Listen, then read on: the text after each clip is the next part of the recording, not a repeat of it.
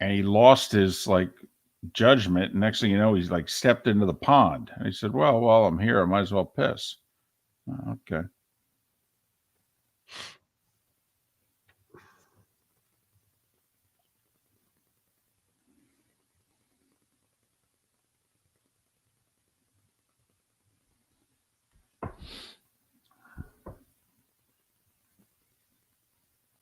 Is it Steph Curry's fault that everybody chews on their mouth guard now? Do we blame Steph Curry for that? There's a lot of people going with the mouth guard. I mean, I did it as a kid. See, in hockey, I thought they were blaming Patrick Kane. Okay.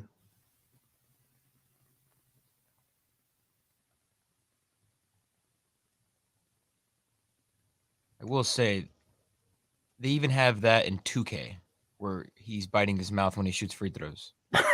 In the video game. Of course they do.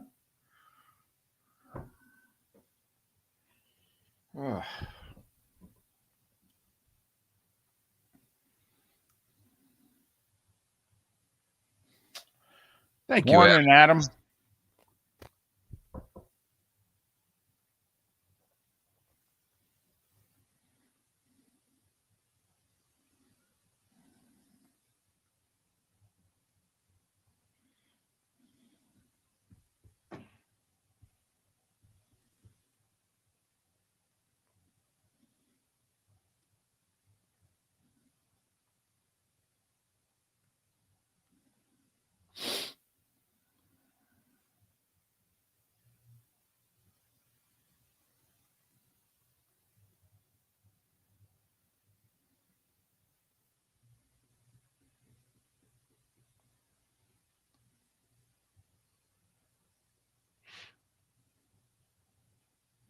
Thank you, Paula. Have a good holiday.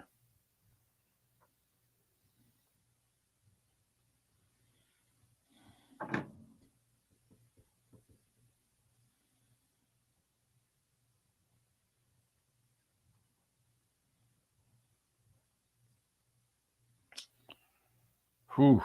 Adam, you sure you have enough money? Good luck.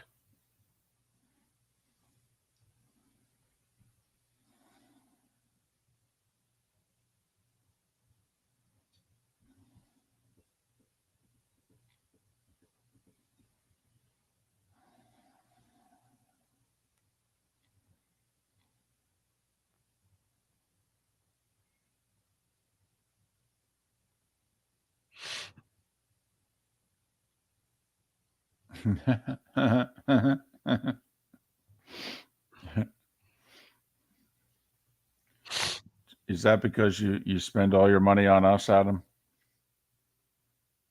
Oh, nice play. Morning, Amo.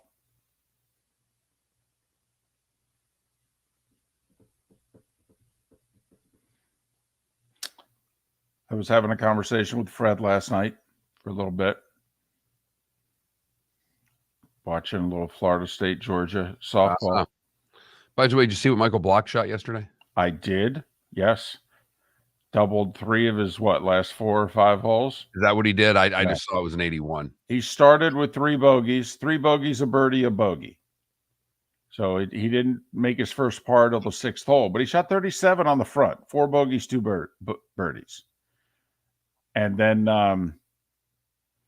apparently 3 of his last 4 holes he doubled. So I had my lesson yesterday, and the pro and I were talking about it, and he's 30 seconds. I'm like, he's gonna shoot $1 million. And he's like, $5 he makes a cut. I'm like, done. Done. How about a free lesson? That's what I was thinking.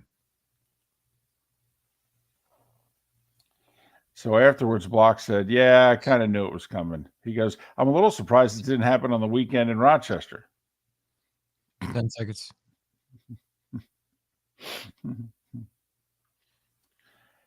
He hit a shot from a bridge yesterday. On the bridge.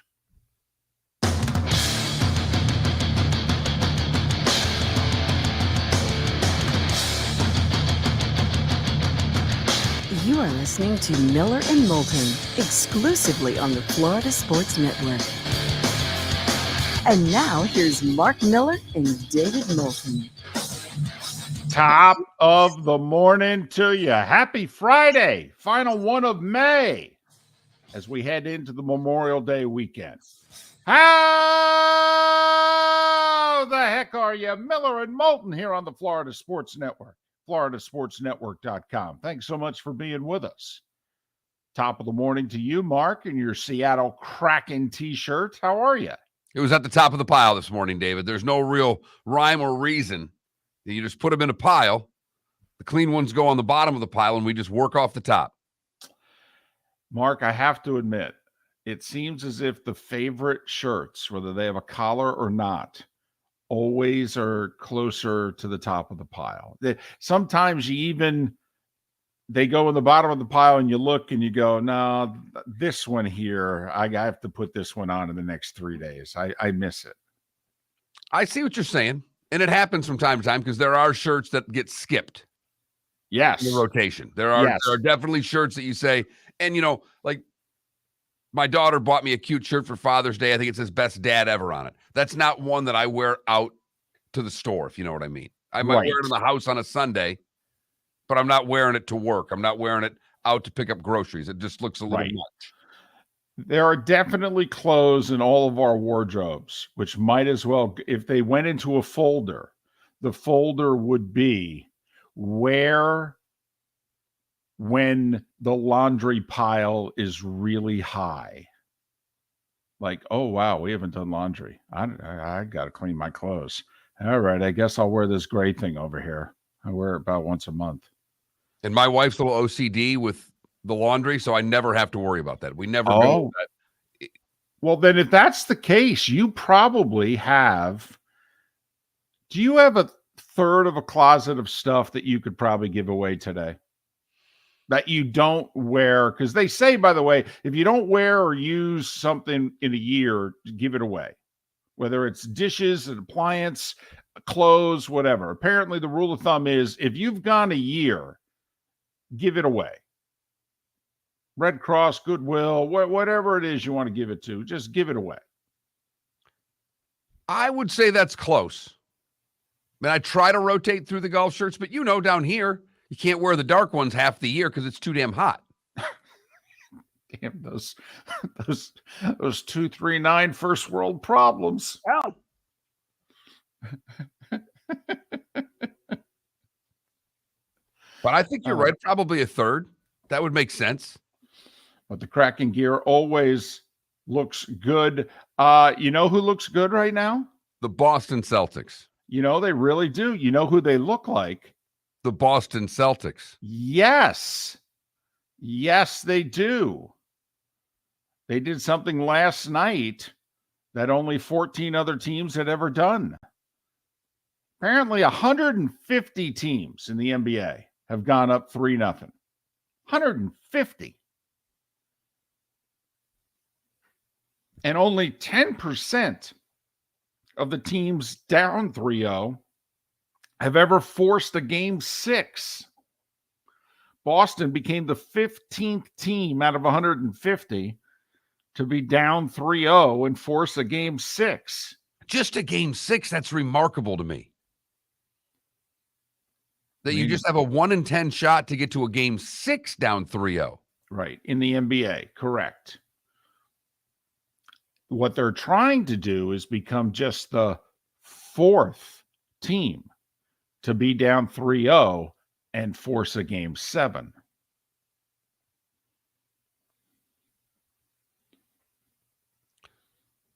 They looked good last night. Yeah, they looked played like really hard defense. They made it difficult for Miami to get shots. And wait for it, they were hitting their threes. 6 quarters in a row, right? Yeah. There are some in the association who say it's a make or miss league. Game 4, I believe it was. Wasn't it something like 18-8?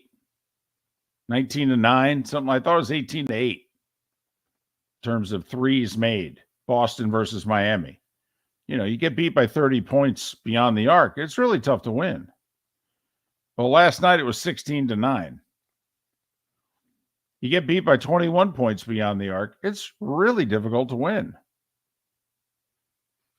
And so Boston has gotten the job done. They're 4-0 and facing eliminations. That's just in the last week and a half.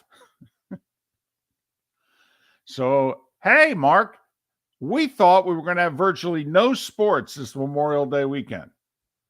At least at the beginning of the holiday weekend, we have a hockey and basketball game. No suspense yet with the hockey. Some suspense now with the basketball. Now there's pressure. For the first time this postseason, the Miami Heat have actual pressure on them. We're going to play Billy Joel's song in the background? God, no.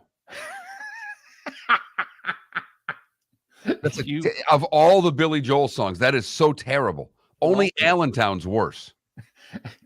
But the song is called I know, but it's a bad song. There's even a sports reference in the chorus. 2 men out and 3 men on. Look inside and respond to pressure. Just wondering, does Turner, they're very good with their musical choices, Turner. I mean, they really are. They're trendy. They pay attention to what's going on. Like, I don't know how many people paid attention during Game 4 of the Panthers-Canes game, but they played a lot of Tina Turner, okay, heading to commercial break. You don't hear a lot of Tina Turner in a hockey game. But Turner made sure to do it. And the Yankees did it in the 7th inning stretch last night. Hats off to the Yankees. Well done. Well done, boys. Well done. But, yeah, we got some drama. And you look at the total stats from last night's game, and you mentioned the three-point shooting. Obviously, that's the big one. But the rebounds ended up being close to even. The turnovers were a mess for Miami. But the stats don't show what the true game was because the numbers were so jaded after 3 quarters. If you took that snapshot and then took the final score, they'd be a little bit different because Miami, ended up close in rebounds, ended up close in offensive rebounds. But in the first half, they were crushed on the offensive glass. Boston getting multiple shot opportunities. Whenever the game looked like Miami was trying to make a run and trying to get it closer, Boston would get 3 or 4 chances, 3 or 4 cracks at it, end up burying a 3.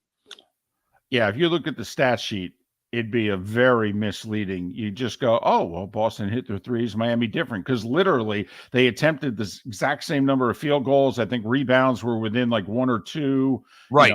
Even turnovers by the end were close. But when it counted, none of these stats were close. I mean, the Heat committed 10 first-half turnovers, led to a bunch of points.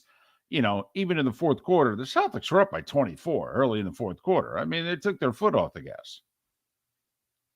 Miami put some of their reserves in. They hit a few shots. Actually, they lose by 13. They didn't lose by 13. They got beat by 20 last night. That was easily a 20-point loss. And remember, they got outscored by 23 in the second half of Game 4.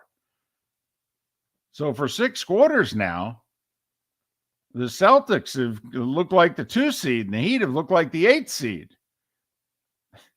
Mark, I mean, we've all got Spoelstra in the Hall of Fame. We think he's one of the 2-3 best coaches in this league, without question. But if the other guy's horses are better, I mean, what do you do? Got to play really well is what you got to do. And Boston has made sure Miami has not played really well the last 6 quarters. Now, don't spot him a 15-point lead after 1. That would be my first bit of advice. Right. I wouldn't Saturday night in Miami let Boston open the game with a 15-5 run. 23-7 mid-first. I would really try not to do that.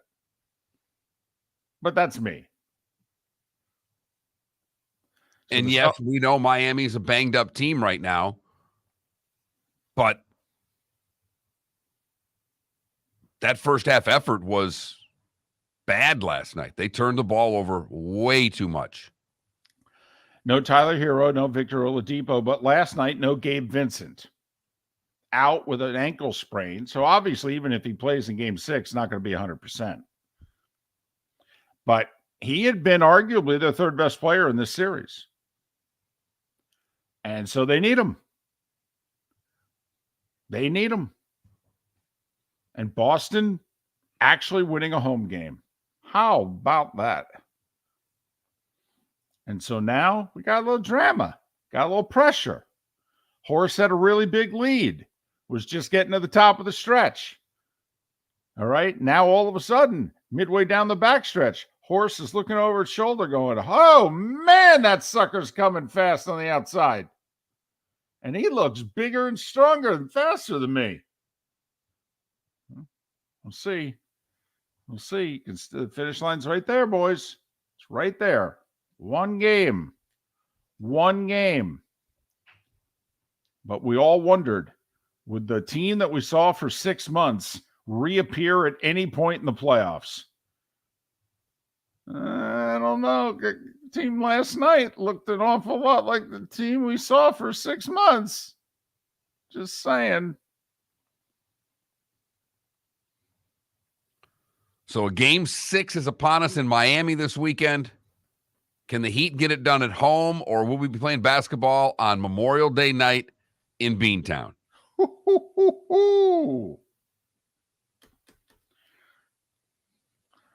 And unfortunately for the Panthers, Vegas lost last night. So you guys are off for 9 days. Stanley Cup Finals aren't going to start probably till Saturday, June 3rd. Which still makes no sense if this series ends tomorrow night. I agree. Why can't you start Wednesday in Vegas? Why not Wednesday?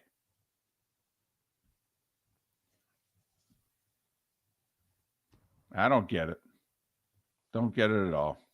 There's still a chance if the series ends Friday they could do something, but it doesn't look – I think I would bet on June 3rd, I guess is what I'm saying, David. Hope they change their mind, but the word that was being whispered was if Vegas swept, we'd start this thing the middle of last week. They don't sweep, probably going to push it back. So Dallas stayed alive. How about this? Last 2 games have been decided on power play goals. One on a penalty called in the final minute of regulation, the other on a penalty called in overtime. It's a different world. Miller and Moulton. Got a couple of good guests. It's a Friday. We'll kick it around. It's what we do.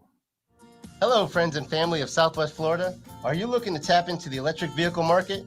Well, look no further, because we here at Southwest Florida Golf Carts have just what you need. E-bikes, golf carts, LSVs, scooters, and more. Come down and talk with one of our experienced sales reps, have a soda and a smile, and you could be cruising the streets in your new EV today. Stop by the store or visit our website at flgolfcarts.com and enter for a chance to win $100 off your next purchase by answering John's monthly sports question. David Moulton for Napa, Napa Auto Parts, and Napa Filters. Insist on Napa filters for your vehicles, or if you're a do-it-yourselfer, only buy Napa filters. Napa has a filter for almost anything on earth that moves, whether it's motorcycles, foreign and domestic cars, vans, SUVs, earth-moving equipment. You get the idea. Napa Auto Parts, Napa filters. Insist on them for your vehicles, or if you're do-it-yourselfer, only buy Napa filters. Located on the East Trail, locally owned Naples Tiki Bar and Grill is an outdoor eatery next to the Hitching Post Shopping Center. Island-inspired food with a true tiki theme. The best place in Naples to enjoy the beautiful weather in Southwest Florida. The Naples Tiki Bar and Grill offers a great menu for dine-in or takeout. Enjoy our famous pulled pork, huge burgers, and tiki bar cocktails. Don't miss happy hour every day from 3 to 6 and live music 7 days a week. See you soon at the Naples Tiki Bar and Grill, 11498 Tamiami Trail East. The waterways of Naples are a beauty to behold, and the Bayfront Inn has multiple ways for guests to enjoy the water and have some fun.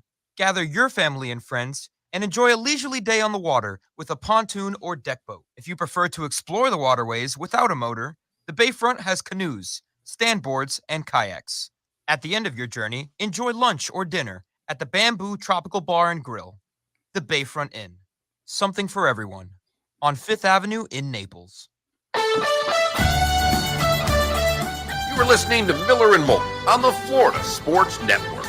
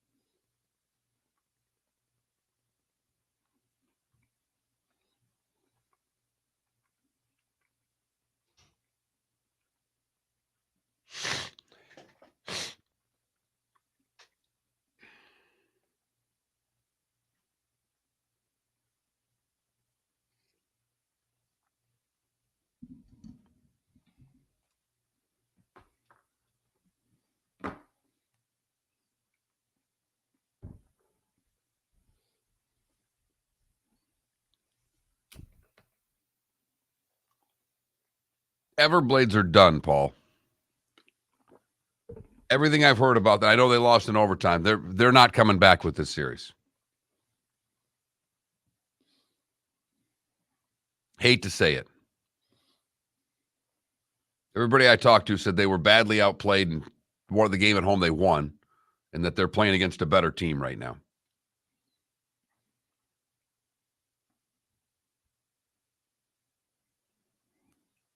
We're going to get a Newfoundland, Idaho ECHL final.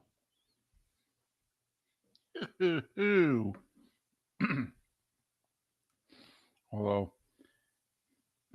a Las Vegas, Florida Stanley Cup final is pretty similar.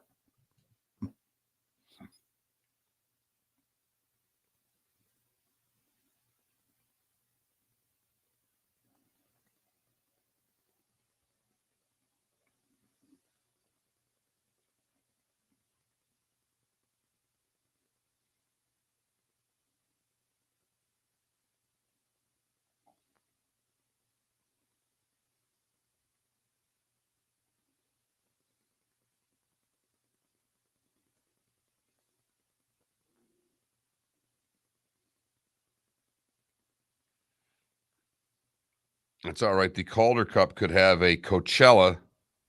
They're either going to play, it's Coachella and Milwaukee are in the one Western Conference final. If Coachella wins, that's California, obviously. And they could play Rochester or Hershey. It did. They dropped that a long time ago, JS. They're just the ECHL. When the league started moving, it's not the East Coast Hockey League anymore. It's just the ECHL. It's the Echo.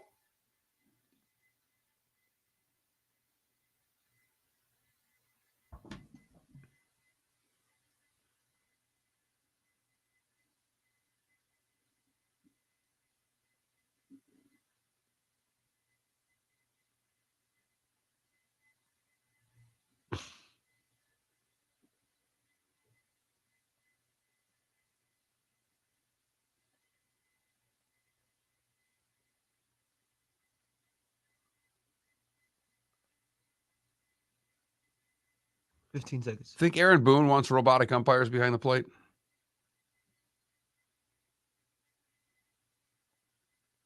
Here we go.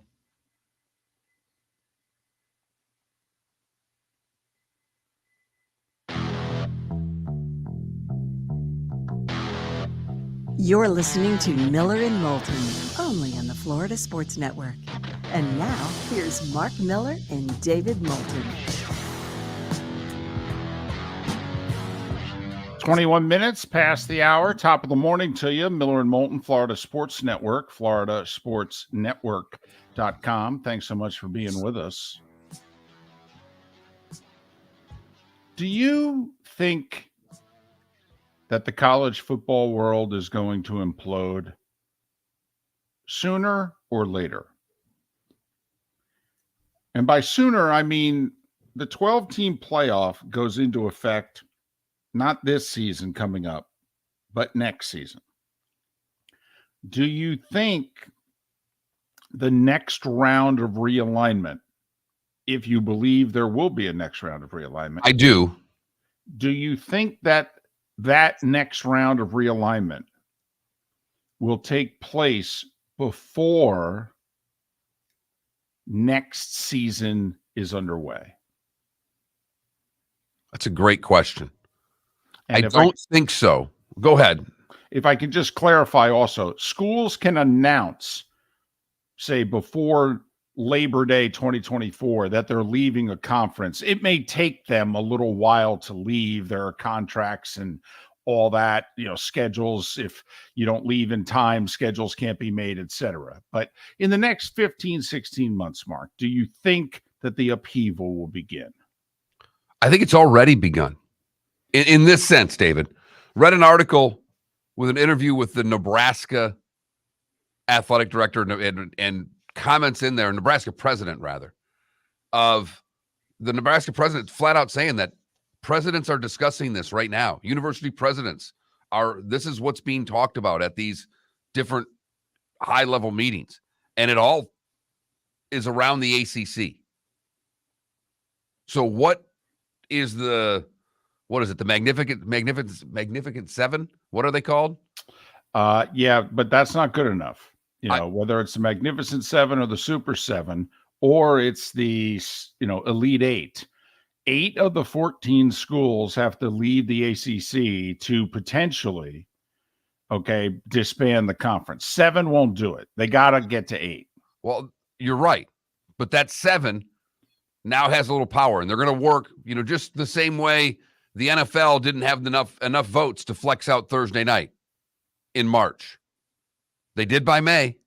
They found their votes. And if you don't think that the ACC presidents those 7 presidents aren't working the rest of the conference to find one more, I don't know what you think negotiation processes go like. And I don't mean you, David, but you know what I'm saying, that they're working to find the 8th right now. And that to me seems to be the breaking point, that they've got to find that 8th school in the ACC. If that happens, it could happen a lot more quickly than I think, but it's in the works. Well, I also think, Mark, that the dam is breaking to the west. By the way, the 8th school will be Louisville. I mean, Louisville arguably should have been in the Big 12 a decade ago. They chose West Virginia over Louisville. Louisville was shocked. Now, Louisville ended up landing in the ACC, but Louisville was shocked. They wanted the Big 12. They thought they were a lock. So I think also it just fits. But Mark, I mean, one of the worst kept secrets in the world is Colorado wants to join the Big 12. They want back to their roots. That they've taken a look at the landscape and it's like, okay, are we better off recruiting California or are we better off recruiting Texas? And after having done both and taken a look at their level of success, they're like, we were a lot more successful when we recruited Texas. And B, now we've got Deion Sanders, who's lived in Dallas for a generation. Hell, he had a high school in Texas. Not a controversial one, but I mean, he had a school there. At the very least. Yeah. Deion's got a good name, though, in Texas. He does. And so, I mean, one of the worst kept secrets in the world right now is Colorado is on the phone with the Big 12 going, we'd really like to come back home. And I don't know about you, Mark, but if I was Colorado and you were the commissioner of the Big 12, would you take my phone call? Absolutely. I was going to say, would you ever put me on hold or say I'll call you back? If you're the commissioner of the Big 12, who would you put on hold right now? And I'm not. And once, the thought is the Pac-12 is down to 10. And if it were to ever become less than 10, then Utah and the Arizona schools are like, well, hell, we'll just follow Colorado. So now all of a sudden we're down to 6. There was a story out yesterday that the Big Ten's already making plans for 20. 2 more out west, 2 more from the east. Well, I mean, I don't think it takes a whole lot of guessing to figure the 2 out west are Oregon and Washington, considering there was a report last month saying they've already been vetted. I mean, that's like when you think somebody in your office is going to leave. I mean, you don't want to replace them. Okay. But when they leave, you've already got the 3 people you're going to interview for their job. You got it right there. You've already started making phone calls and checking references. So you think this happens within the next 15 months? Yes, I do. Do you think it happens before Labor Day? Because remember, where are we, with magic numbers here? I mean, I think we're at like 92 and, 97 and technically I think 104 for the NFL. I think those are our numbers. You are right, sir. 92 for week 0, 97, 14 weeks from last night. Florida and UCF are in action, and same applies 15 weeks from last night for the Lions and the Chiefs. I don't think there'll be anything official before Labor Day, David. There could be some stuff in the back rooms working, but I don't think it'll happen before Labor Day. Somehow I think by your questioning that you do. Well, I think the out west stuff's going to happen. The ACC stuff is complicated because there will be no lawsuits if the Pac-12 breaks up. There won't. It'll just be a matter, quite frankly, does the Pac-12 stay in existence? I mean, honestly, or do those schools end up morphing into the Mountain West and literally the Pac-8, Pac-10, Pac-12 is a thing of the past? Because, I mean, Mark, think who's left. Let's just say that, what we're talking about happens. Well, they're down to 6. Stanford, Cal, Oregon State, Washington State. In fact, they might be just down to 4, right? I mean, if Oregon and Washington join the Big Ten and the Arizona schools and Utah and Colorado join the Big 12, they're down to 4 schools. Right. So, I'm just stunned. It shows you if Oregon and Washington come to the Big Ten, it shows you how much power USC and UCLA had right from the get-go. Because I don't see any reason to add those two if I'm the Big Ten, other than UCLA and USC are begging to have 2 more West Coast schools in. Mark, the only thing I could think of is this is like banking and insurance companies, in which the really, really big banks and insurance companies are sitting in the boardroom and they're used to getting together with 5, 6, 7 other banks and insurance companies. And the top 2 or 3 banks go out to a secret dinner and they look at one another and go, why don't we just do business amongst the 3 of us? I mean, I like Harry. Tony's a nice guy and all, but I mean, do we really need Harry and Tony? I mean, can't we just do this ourselves? I mean, that's what I wonder here. I wonder if, we're used to 5 in the room and the Big Ten and the SEC kind of grabbed the Big 12 guy and said, let's go to dinner, and said, listen, we've decided you're the 3rd. Just keep your mouth shut and vote the way we do. Hey, unless they're told by Fox that there's more money for Oregon and Washington, which I don't think that there is. That's the part of this. I understand your concept, but I also understand telling all these member schools you got to give up more money to add 2 schools that you don't really want. That will be the hard part to get through the Big Ten presidents to me. Miller and Moulton, thanks for listening. The starting 5 is next. Yeah, hi. Excuse me. Hey, the line starts back here. Ma'am, if your party's not here, you're going to have to go around and get it. If you had the opportunity to avoid all this, wouldn't you? Salt Live is the official transportation provider of the Miller and Moulton Morning Show, making your trip to and from the airport seamless and stress-free. Salt Live is supported with the help of local partners like the Bayfront Inn. Gather your family and friends and enjoy a leisurely day on the water with a pontoon or deck boat. If you prefer to explore the waterways without a motor, the Bayfront has canoes, standboards, and kayaks. At the end of your journey, enjoy lunch or dinner at the Bamboo Tropical Bar and Grill. The Bayfront Inn, something for everyone on 5th Avenue in downtown Naples. BayfrontInNaples.com. When you need a ride, book with Salt Live Transportation, 308-8686, or book on saltlivetransportation.com.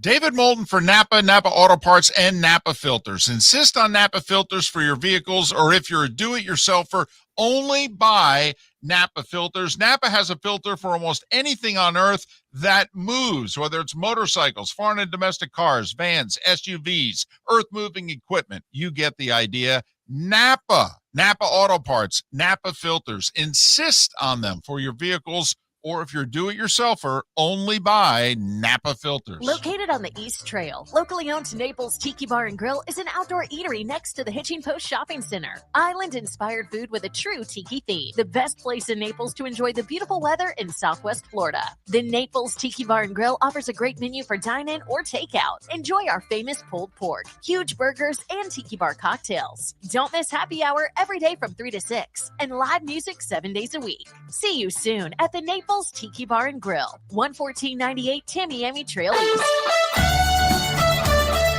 You are listening to Miller and Moulton on the Florida Sports Network.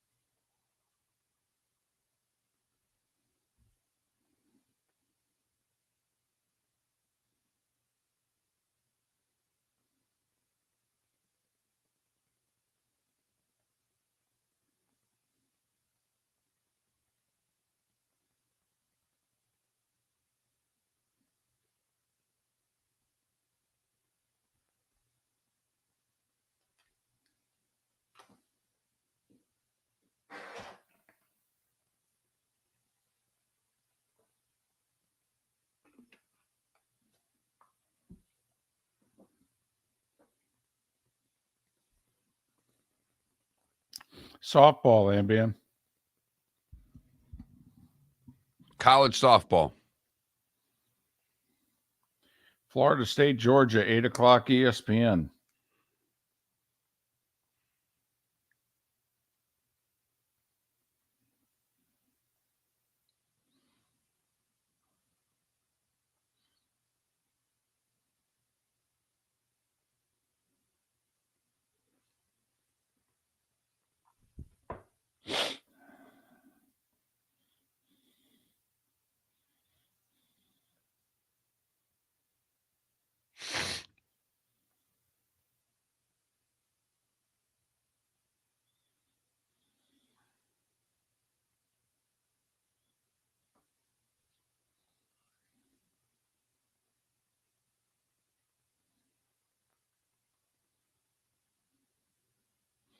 Probably Wisconsin, Minnesota, Iowa, Michigan State, Northwestern, UCLA. That's if you're not counting Oregon and Washington. We're just counting what we're dealing with now. I say Northwestern because of Chicago.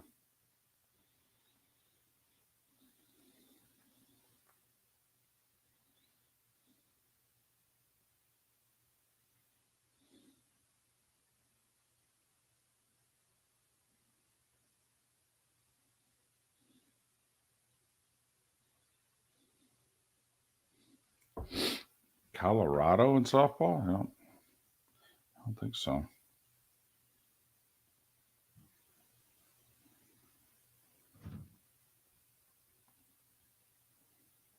$30 seconds.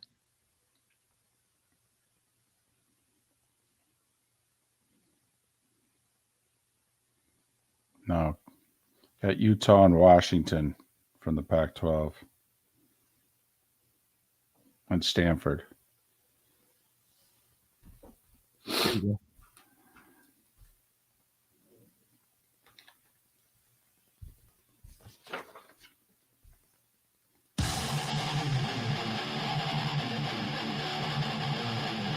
You're listening to Miller and Moulton, exclusively on the Florida Sports Network.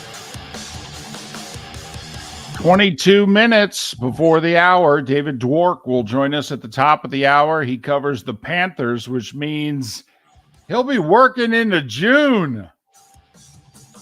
I don't think he's ever done that, unless it's to cover a coach getting fired or a new GM or something like that. David Dwork to talk Florida Panthers in the Stanley Cup Finals at the top of the hour. Right now, it is time for The Starting Five. 5 stories you need to know. It's the Starting Five on Miller and Moulton. Here's number 1. Mark. I asked you the question, who's dragging more this morning, the Miami Heat or Felipe? Oh, Felipe's a wreck this morning. He's trying to act like it's not a big deal. He's Right. giving me Saturday's must-watch TV. We'll see. But the identifying part of this is, and he is trying to, we are both leaving for the weekend. He and I are both heading out of town right after the show. So he is using that as his excuse. There's no Heat garb. He looks like an average, 22, 23-year-old kid today.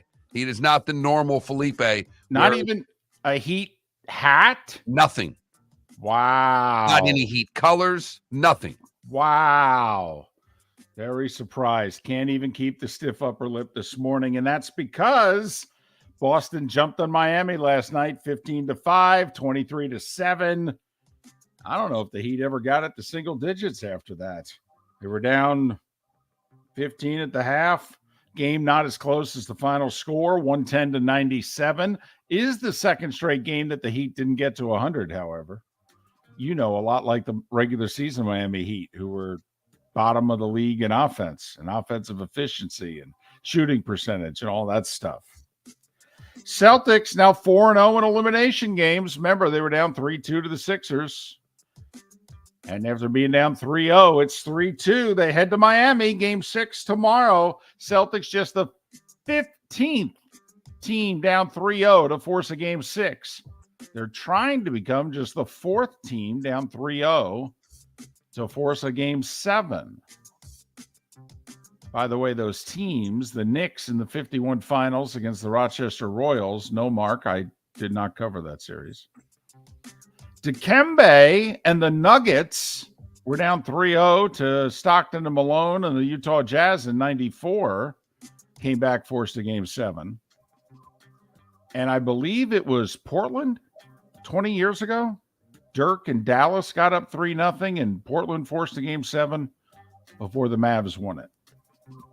Gabe Vincent missed the game with a left ankle sprain. Be interesting to see if he plays in game 6. He's been a big part of the Heat, especially against Boston. Celtics hit 16 threes. The Heat hit just 9. I believe in the last 2 games, 3-pointers are 34-17. NHL. Panthers are going to have to wait a little while longer for the Stanley Cup final to get underway. Vegas had a chance to wrap it up last night. Joe Pavelski scored a power play goal in overtime. Dallas 3-2 over Vegas. Series goes back to Vegas for game 5. Jake Ottinger with 37 saves in the win. Game 5 tomorrow. One other hockey note, World Hockey Championships are going on. The U.S. and Canada both advanced to the semifinals. The U.S. is 8-0 in the tournament. They'll face Germany in the semis. Canada face Latvia. So it's expected to be a U.S.-Canada World Hockey Championship final. Major League Baseball. Rays doubled up the Jays 6-3. Toronto held an emergency players-only meeting after the game. They've lost 9 of 11. Rays are 24-5 at home. Thank you very much. Zach Eflin, 7 innings, gave up 1 run. Didn't strike out a batter. That's hard to do in today's Major League games. Think about that. First pitcher to go 7 innings and not strike out a batter in 5 years. Oh, my goodness. Only the second time in his career he ever had a start where he didn't strike out a batter. And that the previous start, he only went 3 1/3 and got bombed out of there. Rays are 22 games above 500. They played 500 baseball the rest of the way. They win 92. Baltimore won the series against the Yankees. They haven't done that a lot in the last 9 years. 3-1 in the Bronx. Kyle Gibson with 7 scoreless. Aaron Boone got ejected again for arguing balls and strikes. And he said, I didn't deserve to be ejected, okay, but I got really upset. I was talking to him very calmly, and he turned around and walked away from me. And I just thought that was rude. But then he lost his mind. Orioles are 19-9 on the road. That's a sign of a good team right there. Marlins scored 4 in the 9th to tie it, only to give up a run and a storm in the bottom of the 9th and lose to Colorado 7-6. Miami's 2-5 on this road trip. They head to Anaheim to face Trout, Ohtani, and the boys. They did give up 4 in the bottom of the 8th. I left in order to score the 4 in the top. Well, I just happened to be watching the game, so yes. I was all locked into Florida baseball yesterday afternoon. I know. 2-2 going to the bottom of the 8th. If you bet the under, you're feeling really good about yourself. What do you mean the game went regulation? 13 runs, 9 outs to go. Braves scored 3 in the 8th to beat the Phillies 8-5, a rematch of the NLCS. Mets beat the Cubs 10-1. Pete Alonso hit his major league leading 19th homer. Carlos Carrasco, who's really been affected by the pitch clock. He's one of those older veteran starters who was slow. This would be like if Patrick Cantlay all of a sudden had a shot clock on the PGA Tour. There's about 10, 12 veteran pitchers who have been really vocal about this has messed me up. He got his first win of the year last night. He's still messed up. Cardinals scored 2 in the 8th, beat the Reds 2-1. San Diego, Roughneck Odor with a 3-run homer in the 9th rallied the Padres to beat Washington 8-6. Detroit scored 4 in the 4th to beat the White Sox 7-2. You know, the Tigers are just 2 back of the Twins. And still not 500. No, they are not. I violated the Miller and Moulton "we don't talk about you if you're below 500" rule, because did you know they're only 2 games out of first? 2 back. Wow. Giants shut out Milwaukee 5-0. Michael Conforto went 4 for 4, including a homer. And the A's lost again. Do we just bet against the Oakland A's for the rest of the year? Don't you wish you'd have just started the season betting betting 25, no $50 a game just against the A's? But Mark, we have 110 more games to go. I mean, don't we just bet against the A's the rest of the year? And here's why. If you're not paying attention, the Oakland A's not only just got swept in a 4-game series in Seattle, which is tough to do. They've lost 8 in a row and 16 of 18. They are 10-42. Right. We're impressed with the Rays, who are 22 games above 500. The Oakland Athletics are 32 games below 500. After 52 games, they are tied with the 1932 Boston Red Sox for the worst team that Major League Baseball has seen in over 90 years. Do you just bet against the A's the rest of the year? Now, you're going to face long odds. You'd probably, most days, have to bet $250, $300 just to win 100. But, Mark, I'm wondering if you would make money the rest of the year just betting against the A's. But you're right. We should have been on this bandwagon 6 weeks ago. We'd be able to retire by the 4th of July. Hey, you're not going to believe this, but Jimmy Garoppolo's still hurt. I know. Shocking. It's like a Kardashian in a bad relationship. The left foot that he hurt with the Niners, yeah, it's still bothering him, so he had to have surgery. He signed the deal with the Raiders, and then he had surgery. He's still not ready. He's not doing any workouts. He's not healthy. They hope he'll be ready for the beginning of training camp. Remember, they dumped Derek Carr for this guy. Sunday Ticket, by the way, struck a deal with DirecTV for sports bars. So the 300,000 plus commercial establishments will continue to get the NFL the way they've always gotten the NFL. Just a little footnote there. So for those of you that take in your NFL at your favorite watering hole, everything should remain the same. Golf, it's the Charles Schwab Challenge. It's Colonial, part of the Texas Swing, which isn't a swing anymore. It's in Fort Worth. Harry Hall from Great Britain shot an 8 under 62. He's got a 3-shot lead over Harris English. Max Homa, Scotty Scheffler in a group at 3 under. But the big story, Club Pro Michael Block. Yesterday, we had a listener in the Twitch chat room who thought it was a par 72, and he said over under 78. So when he found out it was a par 70, he was like, okay, over under 76. We, of course, added a half to it. Would you have taken over under 76 and a half? No, I thought 74, 75 was going to be a score. I did not think he was going to blow up in the manner that he did. And Mark, with about an hour and a half left of his round, he was going to shoot just that. And then he had 3 doubles in his last 4 holes. He shot an 11 over 81. That's 4 worse than anyone else shot yesterday, just yes, for the record. He's in dead last. 7 bogeys, 3 doubles, 2 birdies, and 6 pars. He hit a shot from a bridge yesterday. One of those little bridges they have to like walk across a creek. His ball came to rest on the 10th hole on the walkway bridge, and he played his second shot from there. I actually think he made par. Senior PGA is going on nearby, actually. It's in Frisco, Texas, which I think is within an hour. Padraig Harrington, 8 under. He has a 2-shot lead. But Mark, the mechanic, Miguel Angel Jimenez, is 4 under, 4 back. LIV Tours in D.C. They're playing at Trump National beginning today. Brooks Koepka Wednesday night was getting hammered at the Panthers game. And then some. And I got to admit, I wouldn't bet him this week. I don't think he's hit a shot all week. Now, he's had a shot. but I don't think he's hit a shot. College football, remember Mackenzie Milton, the UCF quarterback who got hurt? Dramatic comeback. It took 2 years, leg injury. Josh Heupel was his college coach at UCF. Josh Heupel's at Tennessee now, and Mackenzie Milton now has joined the Tennessee staff.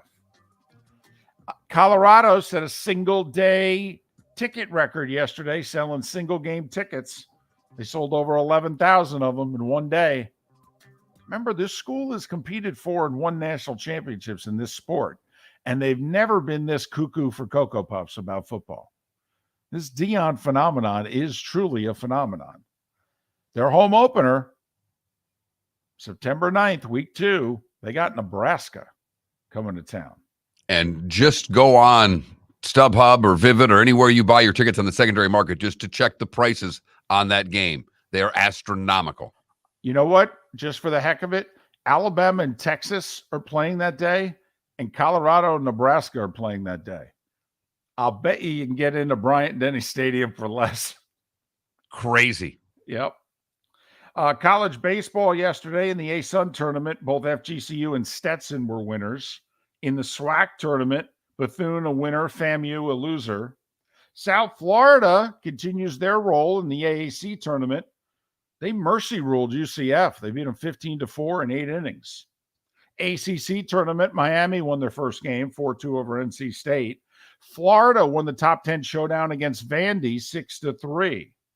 College softball, Florida State's a win away from the World Series. They won game 1 of the best-of-3 Super Regional against Georgia, 8-1.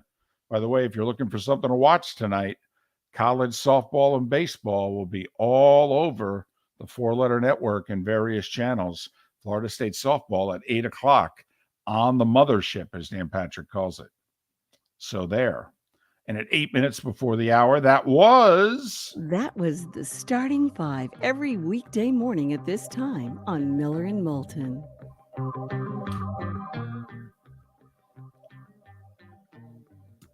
And there was one report yesterday, and only one, that said that the Big 12 has gotten together. They've had a bunch of meetings, and they're going to add 8 teams.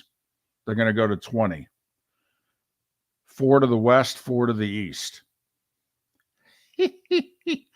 Quick question. All right, because clearly that's 4 Pac-12 teams and 4 ACC teams. If it came down to, and you're the Big 12, Pitt or Virginia Tech, who would you take? Because Virginia Tech keeps being mentioned as one of the teams in, and Pitt keeps being mentioned as one of the teams out. That's so close. I would take Pitt because of West Virginia. And Cincinnati and Louisville, right? But so I find that interesting. It could come down to literally that. Who's in, who's out. Miller and Moulton. We'll talk Florida Panthers coming up with David Dwork right here on the Florida Sports Network. Hello, friends and family of Southwest Florida. Are you looking to tap into the electric vehicle market? Well, look no further, because we here at Southwest Florida Golf Carts have just what you need. E-bikes, golf carts, LSVs, scooters, and more. Come down and talk with one of our experienced sales reps, have a soda and a smile, and you could be cruising the streets in your new EV today. Stop by the store or visit our website at flgolfcarts.com and enter for a chance to win $100 off your next purchase by answering John's monthly sports question. Ladies and gentlemen, once again. Yeah. Hi. Excuse me. Hey, the line starts back here. Ma'am, if your party's not here, you're going to have to go around again. If you had the opportunity to avoid all this, wouldn't you? Salt Live is the official transportation provider of the Miller and Moulton Morning Show, making your trip to and from the airport seamless and stress-free. Salt Live is supported with the help of local partners like the Bayfront Inn. Gather your family and friends and enjoy a leisurely day on the water with a pontoon or deck boat. If you prefer to explore the waterways without a motor, the Bayfront has canoes, standboards, and kayaks. At the end of your journey, enjoy lunch or dinner at the Bamboo Tropical Bar and Grill.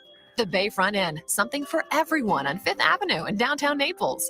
BayfrontInNaples.com. When you need a ride, book with Salt Live Transportation, 308-8686, or book on saltlivetransportation.com.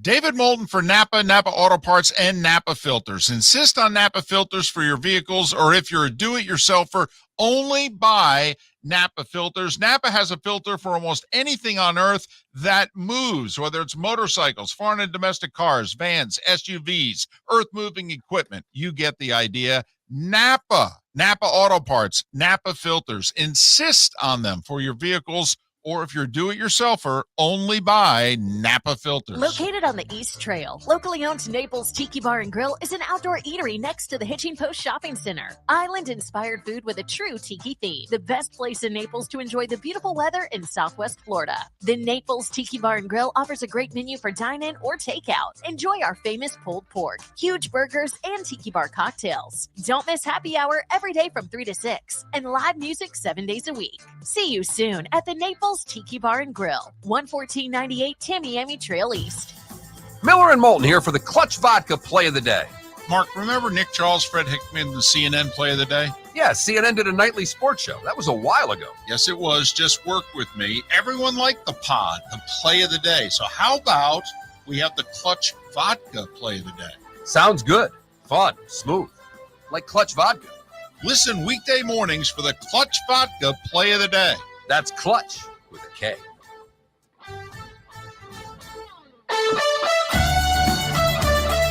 You were listening to Miller and Moulton on the Florida Sports Network.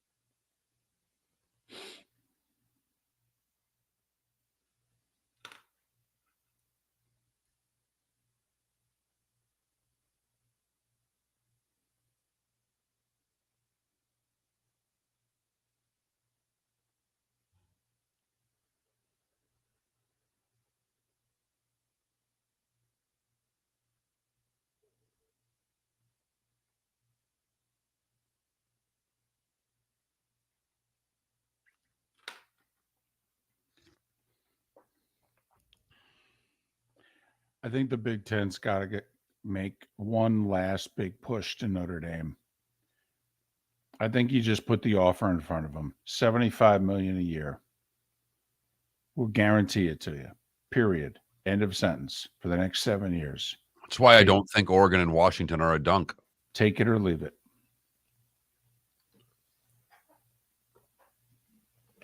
God, I'd love to see Notre Dame and Miami come to the Big Ten.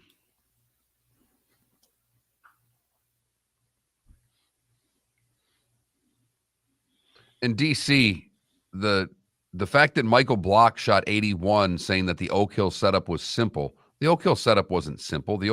David just didn't like the golf course. I thought it was a bad TV course. It's a great course.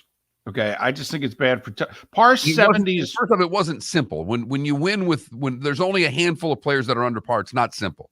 It's an incredibly difficult golf course. Yeah, I mean, only 3 golfers were better than 3 under. I mean, it was almost U.S. Open conditions. I mean, it was hard. But I think par 70 courses are difficult for television. Because par 70s usually mean there's just 2 par 5s. So there's very few true birdie holes. Also on a lot of par 70 courses, like Oak Hill in particular, there's not a soft spot on the course. There's no, okay, you make your room 11 through 14. Well, that's actually the holes that there were. I mean, those are the ones you made your hay on. There was the short par 4, but I know what you're saying. Because you're also taking the par 5 on each side of a par 70 course and making it a 500-yard par 4. Right. Because those are par 72 to the members. So that's all. I just didn't think it was a good, a good TV course is a course that provides a lot of risk reward. Who's the experienced pro, DC? Oh, you're talking about Michael Block? He's not an experienced pro. He's a club pro that played the best 4 rounds of his life. Did you hear what he said yesterday, DC? He laughed when he shot 81. He said, well, I kind of knew it was coming. In fact, it surprised me it didn't happen over the weekend. He's a teaching pro. He's not an experienced pro golfer. Come on. It was a great story. And I'm fired up that he gets to play in Canada where he'll miss the cut next week too. I'll tell you what, though. You know what? It'll be good for him missing the cut here. He can get some rest. David's on hold. We're back in 10. He was on like one of the network morning shows this week. Yeah. I mean, so he's exhausted.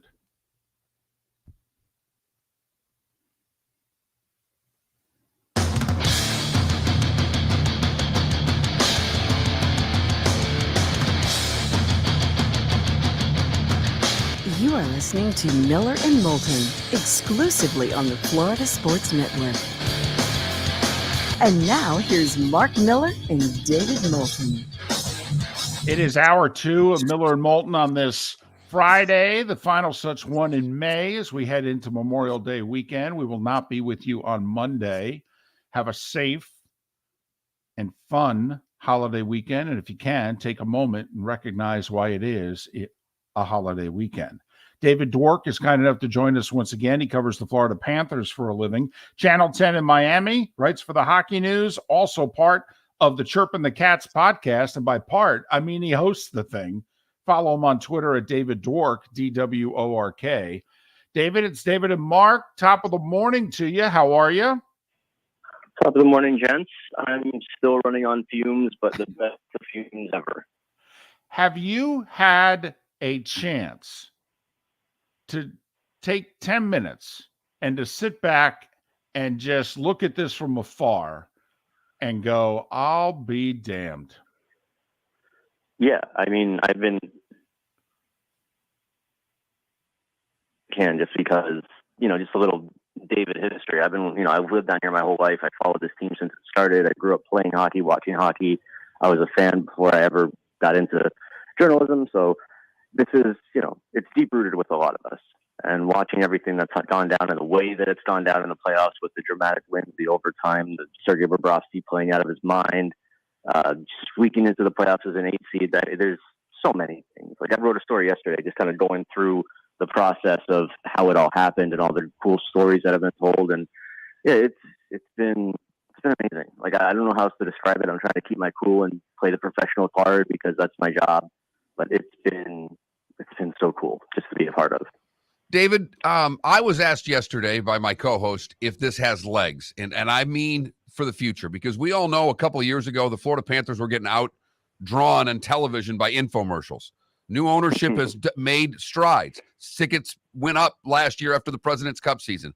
Does this year, will this be something that and not for the first game, but in November and December, that all of a sudden the Panthers have a buzz? Do you think this is the ingredient that makes the Florida Panthers, is it Tampa Light, if you will?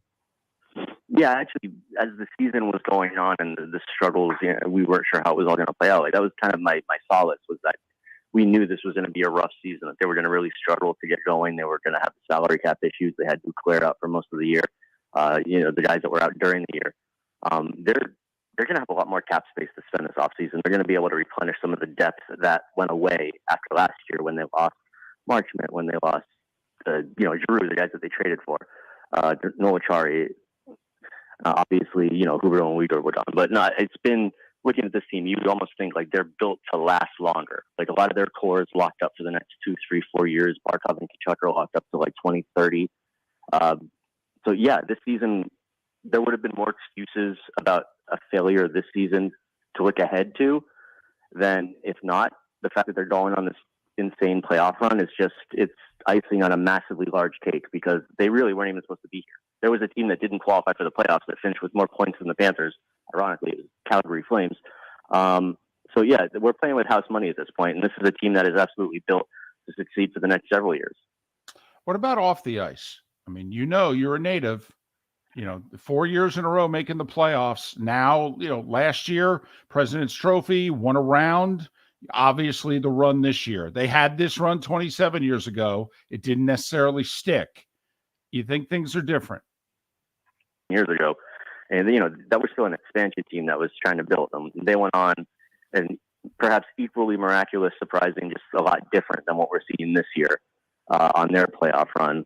But, yeah, I mean, this is a team that's done such a good job since he's been here. He hasn't even been here 3 years, guys, and he's turned the roster upside down. I want to say that the only guys left that were on the roster when Zito arrived are Barkov, Ekblad, and Bobrovsky. I don't think anybody else. So when you think about a team completely overhauled, all the moves that he's made and hit on so many of them, I think that's basically the main reason for the entire turnaround, for the success. He's done such an amazing job with this team. And granted, he's just getting started. He's about to go into an off season with more money to spend than when he first got here. It's a remarkable story, and I hope that he gets some of the recognition he deserves with the General Manager of the Year award that he's been nominated for. I thought he should have won it last year when he wasn't even nominated. So hopefully this year is a little bit of redemption for him, because he absolutely deserves it. It's been unbelievable how good Bill Zito has done in the under 3 years that he's been on the job. No doubt. And the trade for Tkachuk will be one marveled by in this sport for a long, long time by a lot of people. How worried are you about the long layoff? You have the hottest goaltender with Bobrovsky in the league. He's playing at a level that, well, he hadn't in quite a while. We've seen it before, but it'd been a long time. How worried are you about the layoff? Not much. I mean, there's always a little bit of concern just because you've been rolling for so long, you've been playing in a certain way. But this is a team, like, they came into work yesterday, like they've got their routines down. They understand in between games, it's all about recovery and rest and making sure you're ready for the next one. And yeah, I would think that the rest is going to help them more than it'll hurt them. You've got guys throughout the course of the playoff that are going to be banged up. Like, we know Eetu Saranen's a little bit hurt. We've seen, Barkov has the lower body injury that almost kept him out of game 4. Fortunately, he played, and he played quite well. But yeah, I think at this point of the season, they're all so sharp and focused that it would take something more significant to get them off of their game than to keep them on it. They are just in a really good spot mentally, no matter who you talk to. They're all just kind of in the same, yep, we won this amazing game yesterday, but now today we're back at work. We're focused on what's ahead. We're not getting too high, too low. It just seems that they're really being well managed right now. And I think that credit goes to Paul Maurice and just his calming influence all year, waiting for the team to finally snap into place, which they have. What are you hearing from Panthers officials? The NHL publicly, the only thing they've said is the finals will start a week from tomorrow, June 3rd. But there are whispers that if Vegas had won last night, or if they were to win tomorrow, that maybe this thing gets pushed up. What are the Panthers telling you? Yeah, actually, late last night, I don't blame you for not seeing it, because it was like almost midnight, I believe, when the email came out. The NHL confirmed what you just said, which is that if the Vegas series goes past Game 5, the series will start on the original date, which is Saturday the 3rd. If the Vegas series ends in Game 5, then Game 1 will be in Vegas on Wednesday. So they've said concrete for sure. Those are the two scenarios. It all depends on if Dallas beats Vegas again, or if Vegas closes out the series on Saturday. So the final will be either Wednesday in Vegas or Saturday in Vegas or Dallas. Whomever they play, these are contrasting styles. I mean, when they played Carolina, it was a similar type game. Both teams like to forecheck, establish the forecheck, and hit. Both Vegas and Dallas seem to slow the game down. This will be an interesting, whoever they play, it'll be an interesting contrast in styles. Don't you agree? Yeah, I think it's not that dissimilar to what we've seen. As you mentioned, the Carolina series, they were two very similar teams playing similar styles. Obviously Boston was very heavy. I kind of see Vegas as a bit of a combination of the two. And I just keep going back to the same thought, fellas. Like, this is a team that's taken out the historically good Bruins, the second best team in the league in Carolina, one of the scariest offenses in the league in Toronto. And they haven't really skipped a beat. They fell behind 3-1 in the first series, and since then I think they've won 11 of 12. So I think it's more about them playing their game and just making sure not to come out of what they've been able to do the last few weeks in terms of the style you talked about, the heavy forechecking, the less possession, the go punish the other team, go dump the puck in, go punish them, get it back, and make them sink it in the back of their head. I don't want to keep getting hit like this for another 3 periods. As long as they keep doing what they've been doing, I really don't think it's going to matter as much who they play, just because they've been forcing their style of play on the opponent. And when you've done it for the best teams in the league already, you kind of have that confidence that you're going to be able to keep it going against whoever you might face in the final. As a former local TV sports guy who spent 95% of my career fighting for time, which I'm guessing you have as well, how much fun is it now for you to walk in and the news director go, okay, we want you off the top of the news, then we want you right before weather, and then we're going to go to you live from the arena after weather. And you're like, yeah, I don't know. It's a lot of work. I don't know. I mean, how nice is it now to have everybody in the newsroom going, hey, buddy, you're getting an hour today. It's nice to when you go from being the guy that covers the team that nobody's really thinking about or talking about, then all of a sudden everybody wants to know what's going on with the Panthers. It's kind of cool to see the Panthers getting so much attention, and especially on the air. It's been cool with the Heat doing what they've been doing, because we have one guy in Boston for the Heat, we have one guy in Raleigh for Carolina. It's the top of every show. It's super attention, and look, this is crazy. Like, I still haven't seen anybody pull up the stats of if and how often it's happened where a city has hosted 2 conference finals in 2 major sports at the same time. I'm sure it's happened once or twice, but it's pretty darn unique. And I'm sure all my fellow colleagues are going crazy just like I am. It's a lot of fun. And like you said earlier on, it's just like the name of the game, at least for me, is just trying to soak it in as much as I can. Well, congratulations for all the years that you put into this beat, and it's paying dividends for you and the team and its fan base. David, thanks for your time. Have a great holiday weekend. Enjoy it. Rest up. You're heading to Vegas, buddy. Oh, God, don't tell that to my wife. But have a good holiday weekend, fellas. We'll talk soon. Hopefully after a championship. Sounds great. Thanks, David. David Dwork, Channel 10 in Miami, writes for the Hockey News, hosts the Chirpin' the Cats podcast. Follow him on Twitter at David Dwork, DWORK. Don't tell my wife. No, honey, it's a work assignment. I have to go. That's who won. I mean, it could have been Dallas, could have been Seattle. But I don't know what to tell you. They were the best team out west. I got to go to Vegas. No, I have to go. I have to go early too. We got to do, prep work. And by prep work, I mean gambling.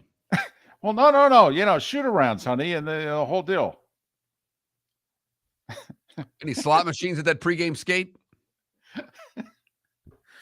He'll have to fly out Monday too.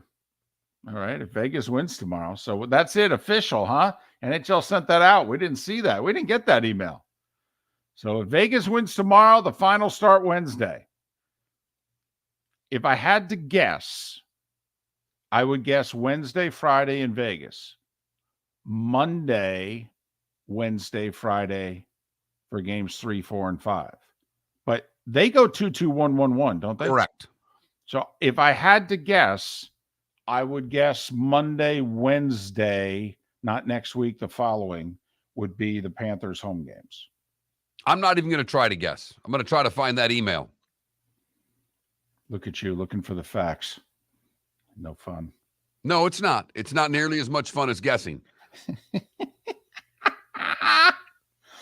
And the reason I say that is the NBA final schedule is Thursday, Sunday, Wednesday. So if you're the NHL, you're trying to avoid the NBA. So maybe it wouldn't be Monday, Wednesday. Maybe Monday, Thursday? Miller and Moulton. I'll tell you what. We'll try to find it during the break and give you the actual dates on the other side. Less guessing, more facts. Whatever. Hello, friends and family of Southwest Florida. Are you looking to tap into the electric vehicle market? Well, look no further, because we here at Southwest Florida Golf Carts have just what you need. E-bikes, golf carts, LSVs, scooters, and more. Come down and talk with one of our experienced sales reps, have a soda and a smile, and you could be cruising the streets in your new EV today. Stop by the store or visit our website at flgolfcarts.com and enter for a chance to win $100 off your next purchase by answering John's monthly sports question. David Moulton for Napa Auto Parts, and Napa Filters. Insist on Napa filters for your vehicles, or if you're a do-it-yourselfer, only buy Napa filters. Napa has a filter for almost anything on earth that moves, whether it's motorcycles, foreign and domestic cars, vans, SUVs, earth-moving equipment. You get the idea. Napa Auto Parts, Napa filters. Insist on them for your vehicles, or if you're a do-it-yourselfer, only buy Napa filters. Ladies and gentlemen, once again. Hi. Excuse me. Hey, the line starts back here. Ma'am, if your party's not here, you're going to have to go around and get it. If you had the opportunity to avoid all this, wouldn't you? Salt Live is the official transportation provider of the Miller and Moulton Morning Show, making your trip to and from the airport seamless and stress-free. Salt Live is supported with the help of local partners like the Bayfront Inn. Gather your family and friends and enjoy a leisurely day on the water with a pontoon or deck boat. If you prefer to explore the waterways without a motor, the Bayfront has canoes, standboards, and kayaks. At the end of your journey, enjoy lunch or dinner at the Bamboo Tropical Bar and Grill. The Bayfront Inn, something for everyone on 5th Avenue in downtown Naples. BayfrontInNaples.com. When you need a ride, book with Salt Live Transportation, 308-8686, or book on saltlivetransportation.com.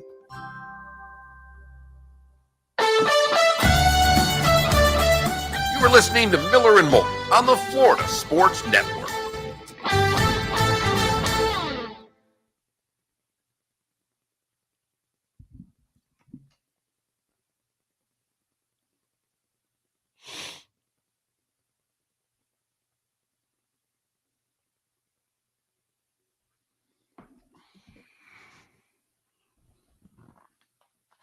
They don't have anything but the first dates that I can see. So guessing's all we got.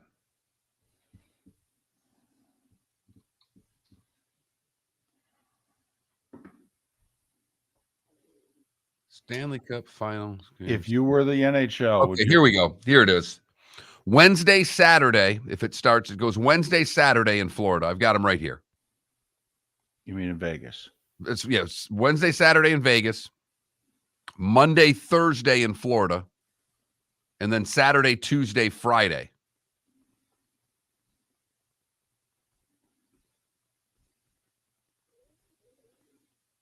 Thing either goes till June 16th or June 19th, depending.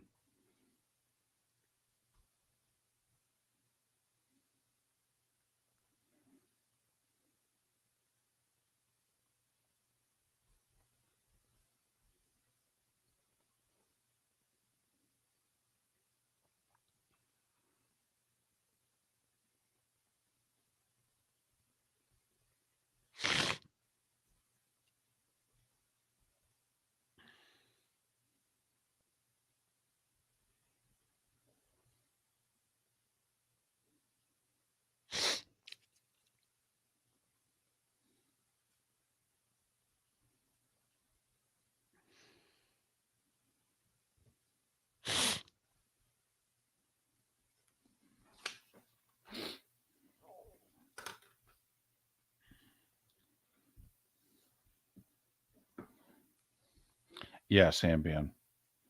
It will be on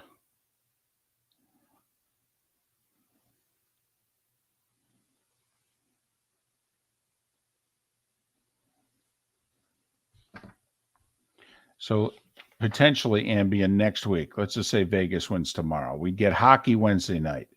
We'd get basketball Thursday night. We'd get hockey Saturday night, basketball Sunday night, hockey Monday night, basketball Wednesday night, hockey Thursday night, basketball Friday night, game 5 of hockey Saturday night.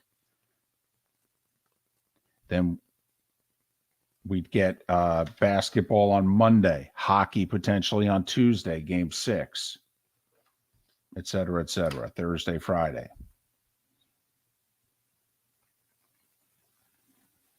And the NBA Finals can go all the way to Sunday the 18th. Hockey can go to Friday the 16th. I got Friday the 16th. I thought you just the 19th if it starts on Saturday. Oh, okay. I'm sorry. Just going by the if it starts Wednesday.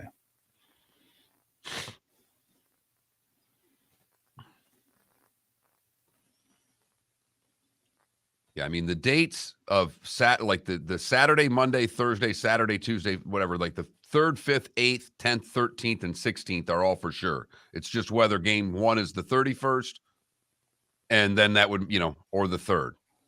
But all the middle dates are basically, right. The dates are set in the middle there, if you will. Right. So the Panthers will be home Monday, Thursday, or Thursday, Saturday.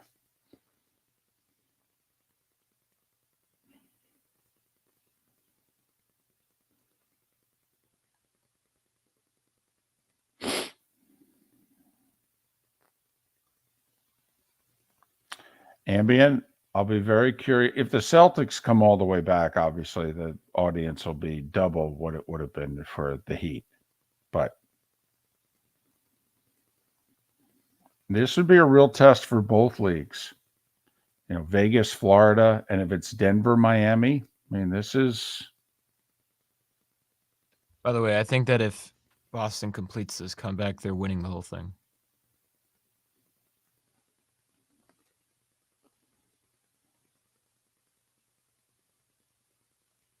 What would be good for them, I think, is if they come all the way back, the final start in Boston.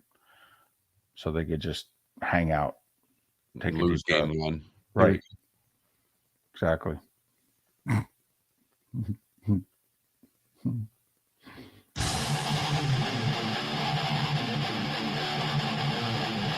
You're listening to Miller and Moulton, exclusively on the Florida Sports Network. 21 minutes past the hour. Miller and Moulton, Florida Sports Network, floridasportsnetwork.com. Florida Panthers are in the finals. We just got done talking to David Dwork, who covers them. NHL sent out after midnight an email that said, if Vegas wins tomorrow to advance to the finals, then the Stanley Cup Finals will begin Wednesday in Vegas. If Dallas extends this series beyond tomorrow, then the finals aren't starting till Saturday, June 3rd, no matter what. So there you have it. Hockey does a 2-2-1-1-1 format. Florida will have games 3, 4, and 6 at home, no matter who it is they face in the finals. Which will be Vegas. Yes. But then again, we were pretty sure the Denver Nuggets were playing the Miami Heat in the NBA Finals that were starting a week from yesterday. And teams were going to have both of them over a week layoff. And as Lee Corso is fond of saying, not so fast, my friends. Because we now have a game 6 in Miami after losing game 4 and 5. The Heat now have pressure on them. The first time this playoff run that you can actually say the Heat have the pressure applied directly on them.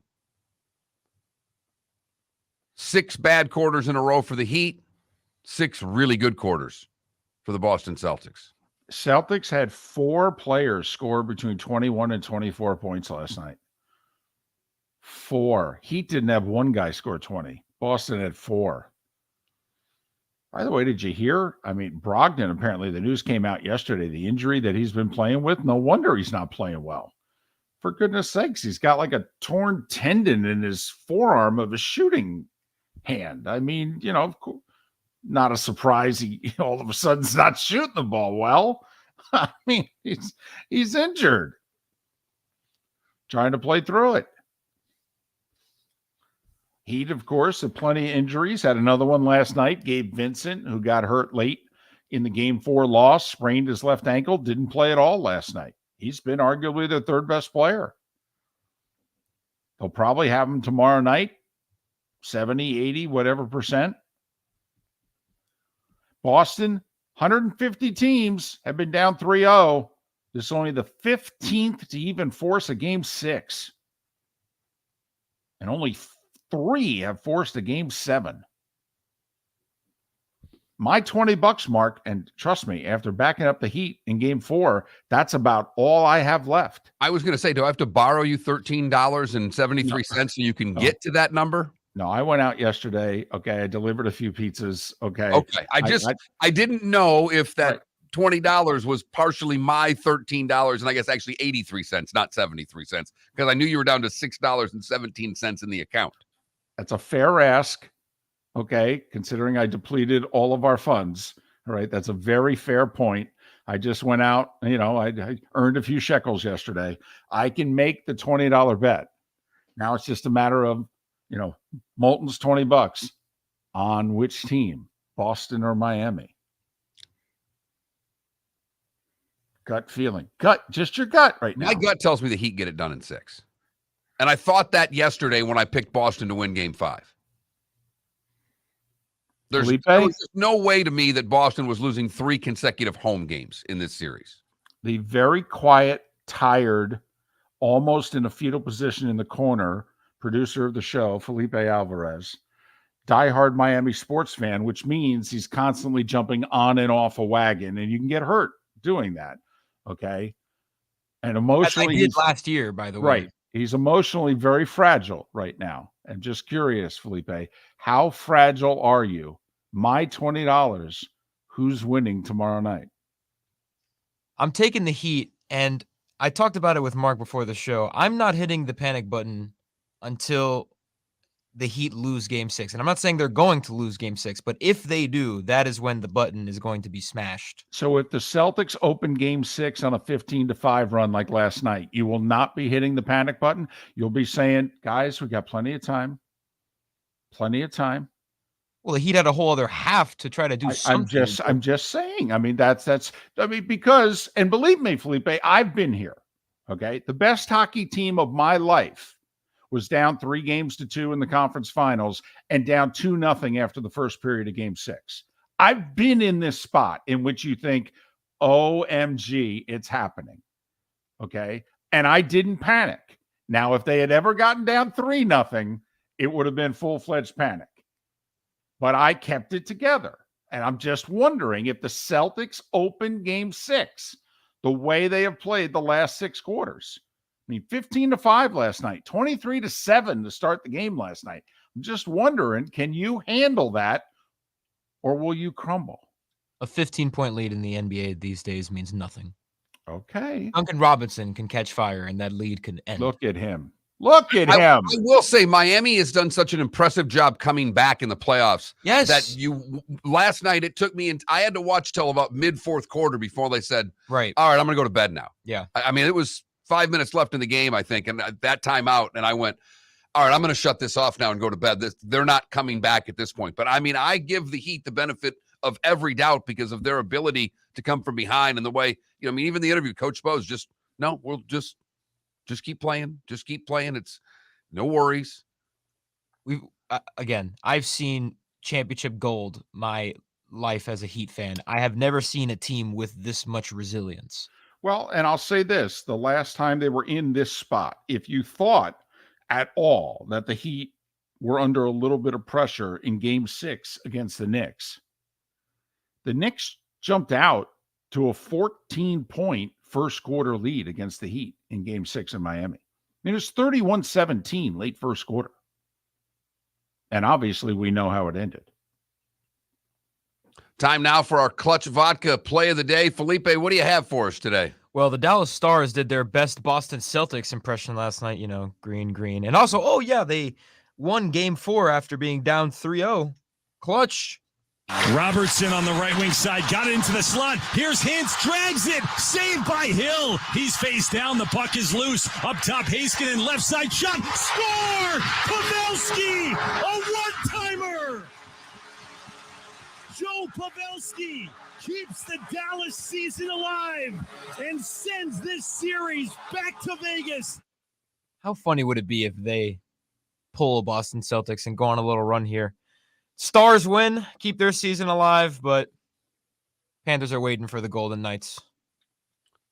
Clutch Vodka play of the day. That's Clutch with a K. Check them out at clutchspirits.com and look for Clutch Vodka anywhere that you buy your spirits. Power play goal in overtime. A team down 3-0 trying to force a Game 7 in the NBA. I mean, it's just crazy stuff. It's late May. It's awesome. We have some juice in the sports world. Some juice or Max Strus? Huh? You need more Max Strus. We need Strus to be loose. If the Strus is loose, then it's the same thing with Duncan. You know what? It's a nice rhyme, and they say that when he gets going. But when he is loose, he plays. But when he has to be set. When he tries firing shots and the legs are going all over the place, they're not going in. When he plays bad, he looks like he's just another dude at LA Fitness. It's bad. It's so bad.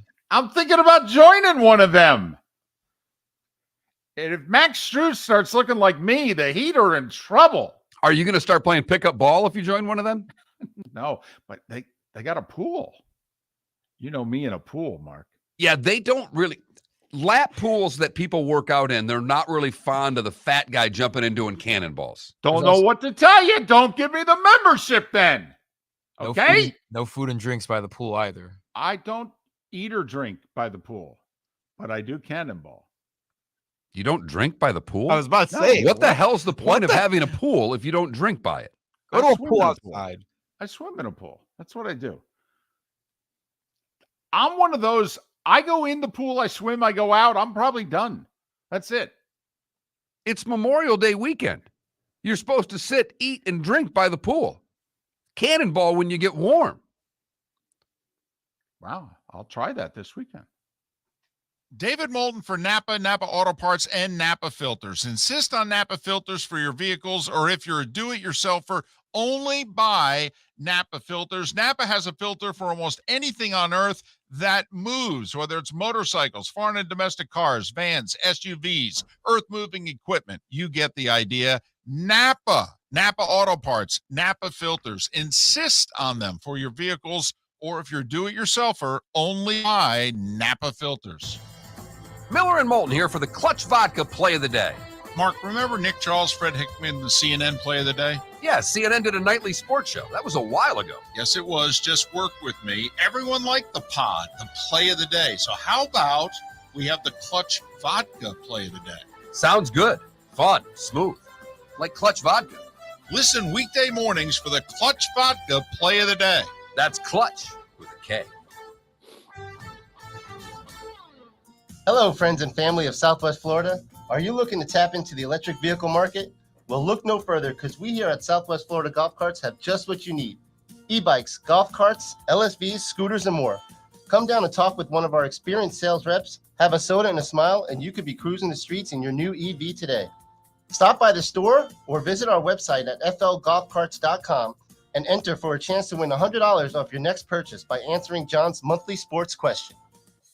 Located on the East Trail, locally owned Naples Tiki Bar and Grill is an outdoor eatery next to the Hitching Post Shopping Center. Island-inspired food with a true tiki theme. The best place in Naples to enjoy the beautiful weather in Southwest Florida. The Naples Tiki Bar and Grill offers a great menu for dine-in or takeout. Enjoy our famous pulled pork, huge burgers, and tiki bar cocktails. Don't miss happy hour every day from 3 to 6 and live music 7 days a week. See you soon at the Naples Tiki Bar and Grill, 11498 Tamiami Trail East. You were listening to Miller and Moulton on the Florida Sports Network.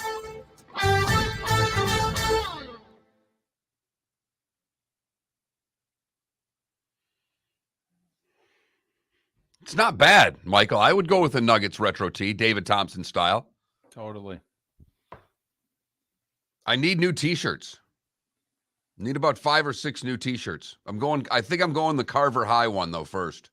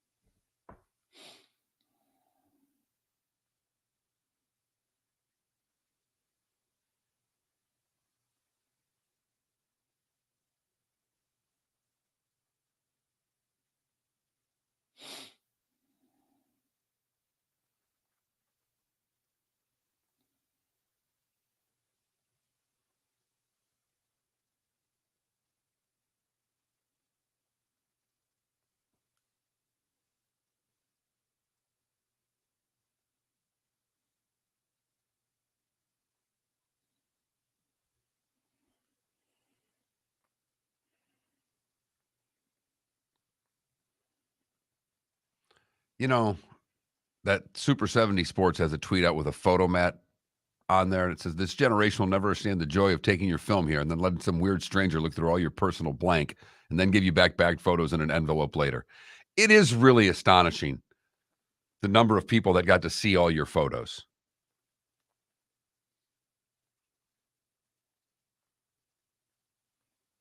What photos? Well, when you took pictures back in the day and took the film to the film store, the photo mat, True. Here, Right. look through all my stuff. Right. Imagine if there was TMZ back then. You just pull it out and go, here you go. Take a picture. I'll make you a copy. Here you go. Yep. That's it. I mean, that's just look who he's screwing around with right here. There you go. You got this one. I'll give you this one.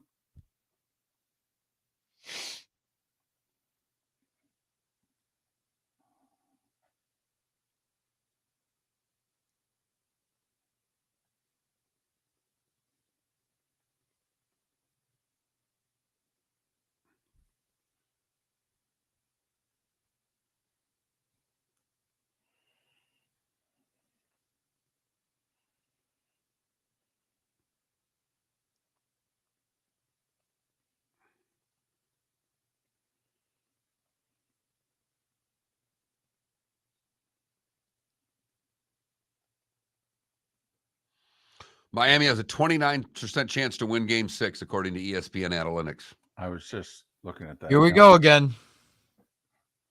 Which means if they play this game 7 times, the Celtics win it 5. You know what? I love when they count us out.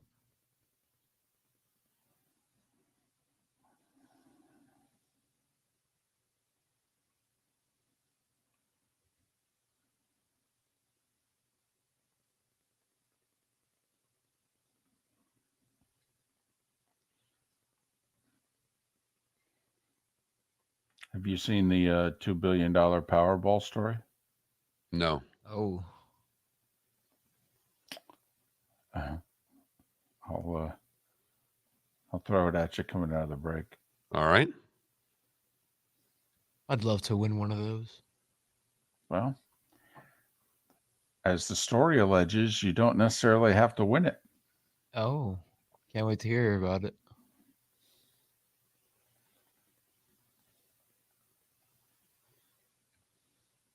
So has that been the theme of this Stanley Cup playoffs, or is it always a theme where soon as there's a power play in overtime, the game's ending?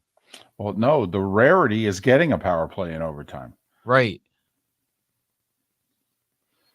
But now that if you get one, it's kind of like, ooh, boy, the odds of you getting another one.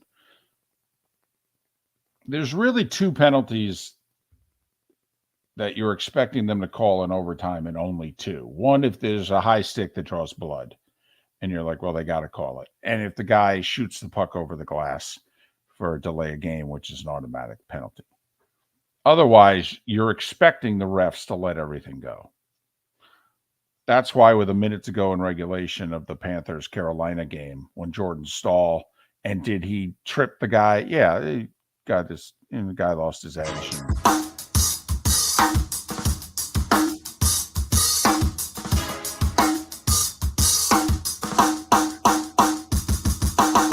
Welcome back to Miller and Moulton, only on the Florida Sports Network.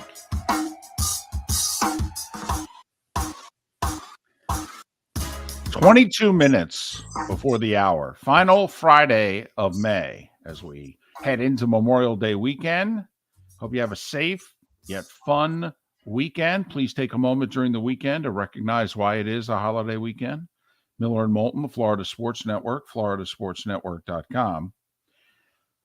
You remember, I think it was the fall of last year, Powerball reached $2 billion. I do. I didn't win. I'm still here. Right.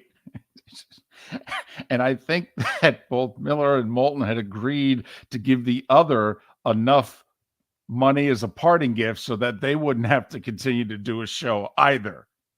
Pretty sure we had agreed on that. We had, that isn't now that, and I think that's a binding agreement that goes forward until the end of time. I agree. I do think if by chance it's just like a weekly thing, it's 2-3 million. Oh, no. I mean, this has got to be, there's got to be at least a couple numbers before the first comma. But I'd still give you 6 figures. Yeah, I mean, exactly. I'd at least give you a little something for the effort, as they say. Totally agree with that. I mean, I'd treat you like a caddy, for looping for the week, So, like one guy in California, if you recall, last fall, won the Powerball, $2 billion. One guy.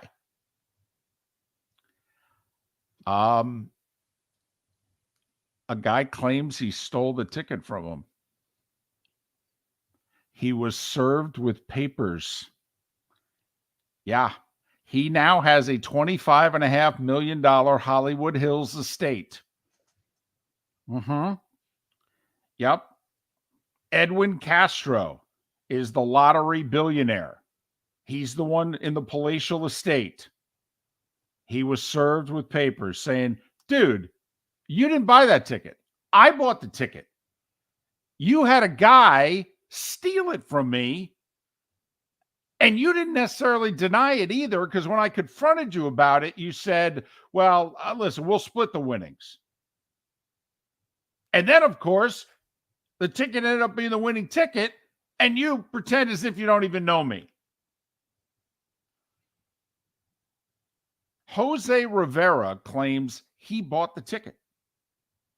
And shortly afterwards, it was stolen from him. He even has the name of the guy who he says stole it from him, Yurachi Romero, who's listed as a co-defendant. Rivera's saying, look at the tape. Look at the tape at the convenience store. I'm the one buying the ticket.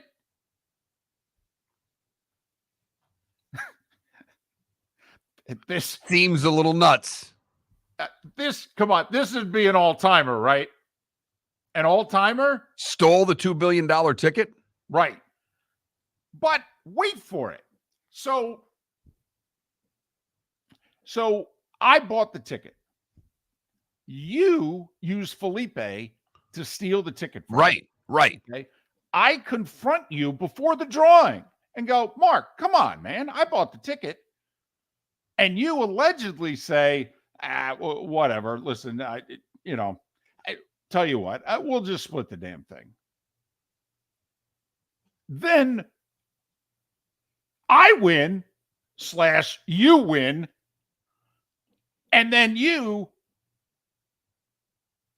don't give me any money. I mean, think about it. I mean, come on. You won $2 billion. Even after California taxes, it's $1 billion. I mean, how much do you think you'd have to give me to shut me up?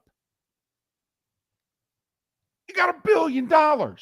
Okay. Even if you take a lump sum, it's got to be like 700 something million. I mean, don't you think 100 million shuts me up? Yes. And if deep down you know you stole the ticket, wouldn't you fork over? No, I mean, I'd get a legally binding thing and everything. Here's 100 million. You say a word, you're dead. Okay, I know you 100 million with the NDA. Exactly. It's like Tiger's like girlfriend. Totally. It's like dating Tiger. Exactly. Absolutely. Right. Similar money. Right. And apparently I have a place to live for 11 years, right? Isn't that part of the deal? That's what she claims. He promised her a place for 11 years, not 5, not 10, 11. Right. But these go to 11. So back to the lottery ticket. Come on. How stupid do you have to be? If, let's just assume you snarfed the ticket. Okay. Here's my question. Why did it take 2 years for the person who had the ticket stolen from them to come out with this story? No, not 2 years. This happened, I thought, last fall. Okay, in the fall. Okay. So this is like 7-8 months, I think. And apparently, like some papers were, he went apparently to court in like January, and then papers were served in late April. All right. We're just finding out now. So apparently he spent a few months. I spent a few months chasing you down going, come on, dude, you owe me money. And I blew you off, and then you went and served me papers. Yeah. Well, we're going to have to stay on this one. This is an all-timer, isn't it? Never mind. What if you lose? It's a $25.5 million estate. You've paid cash for it. I mean, can I claim it's not your estate?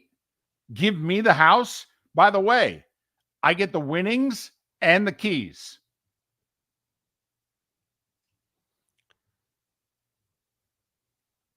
I don't even know how, but unless the person who stole the ticket's the key guy here. Yurachi's key. If I were the guy who stole the ticket, I'd be paying off Yurachi right now. His testimony is everything. Here's the problem, though. They got the video from the convenience store. What video of a guy buying a ticket? Yeah. Okay, Well, how does that prove it's the winning ticket? Well, first off, they know where and when the ticket was purchased. So they can, okay, yeah, you're right. They can track down to that person that he was in there. And so if they have it on video at that date, at that time, okay, that it's Jose purchasing the ticket instead of Edwin, Edwin's in trouble, I think. Although, lawyers are listening right now, the whole possession is 90%. But if you stole it, I mean, what is Edwin going to have to do? Claim the story and say, I gave him $20 to buy tickets for me? Those were my tickets? I mean, seriously. I mean, imagine this edition of the People's Court.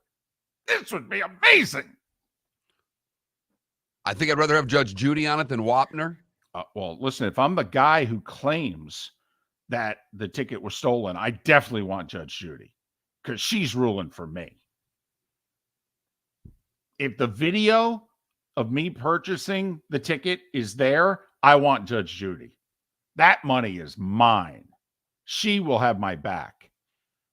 Apparently, Steve Harvey's doing a yes. I mean, is Steve Harvey legally binding? I mean, it seems like a stretch to me. I mean, but don't get me wrong. I'm sure it's a very entertaining show. It just doesn't seem to be legally binding. What do you mean it's yours? Well, Steve Harvey said so. Wait, what? Judge Harvey? No, Steve Harvey. Steve. Family Feud guy. Be like Richard Dawson and Chuck Woolery. Chuck Woolery, claiming the two people, you two are married. Why? Well, I said so. We'll be back in 2 and 2. But this is something. This ain't a weekly $3-5 million Powerball here. No, this is a couple billion. Right. Even after California taxes, taking your lump sum, the feds, the whole deal, it's still $750 million here. I mean, you could buy the Arizona Coyotes with this. I mean, you could. I don't know how many of the big 4 sports teams you could buy with this, but I'll bet you could buy the Arizona Coyotes with this.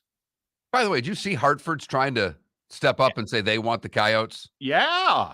The governor and the mayor of that city, and they're like, you name it, we'll pay for it. Yeah. Meanwhile, Gary Bettman's like, there's no way I'm not a chance in hell. At Hartford, give me a break. Please. Be thankful you've got an American Hockey League team. Exactly. You guys just figure out, are you rooting for the Bruins or the Rangers? Decide. Anyway. I don't think you could buy the Coyotes for that money, though. Really? You don't think you can get the Coyotes for $750 million? Wow. They don't even have a home. I'm buying a homeless team. I can't get it for $750 million? Damn. Price has gone up. They really have. It'd be close. Okay. Back to the ticket. If I've got video that I bought the ticket, do you like your chances in this? If I'm the guy at the counter buying the ticket, who do you like in court? I like the guy buying the ticket. Right. But it all comes down. What's the guy who stole it? Urachi. It all comes down to Urachi's testimony, David. Well, he's the guy who stole the ticket. I mean, isn't the dispute, like if I bought the ticket and you used Felipe to steal it from me, I don't think Felipe is going to help you. I think your best case is to say, well, we threw money in. He's just the one that went to the counter and bought it. But, to be honest, he bought $20 for himself, $20 for me. That ticket was mine. I mean, I think your best case is to say, I mean, I'll be nice and split it with him. I'll give him $350 million if you insist, but no, that ticket was mine. He just happened to purchase it. Right, Urachi? Who's got $50 million already in the bank going, you got it, sir. Absolutely. Whatever you say. Yeah, don't believe this Jose guy. He's a thief. But think about it, though. If I spend 2-3 months, if you know deep down, let's just assume this suit's on the up and up. This guy's right. This guy stole the ticket from him. So if you used Felipe and you stole the ticket from me, and I came to you and said, come on, Mark. All right. You know that's my ticket. Wouldn't you have to make me an offer I couldn't refuse? I'm buying off Urachi. I'm telling you, that's all I need. So you're not giving me a dime. You're not going to say, David, listen, it was my ticket. Okay. We pooled the money in. You had numbers. I had numbers. Those were my numbers.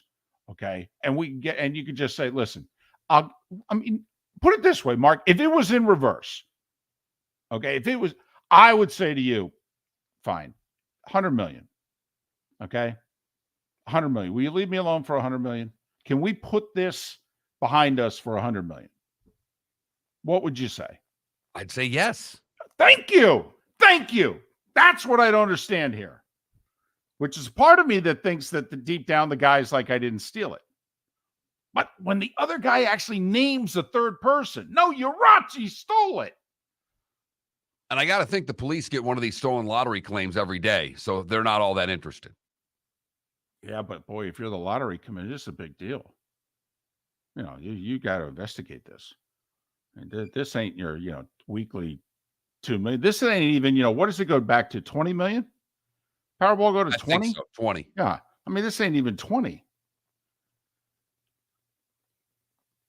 I mean, if there's anything to this, how did this guy not offer him a sum of money?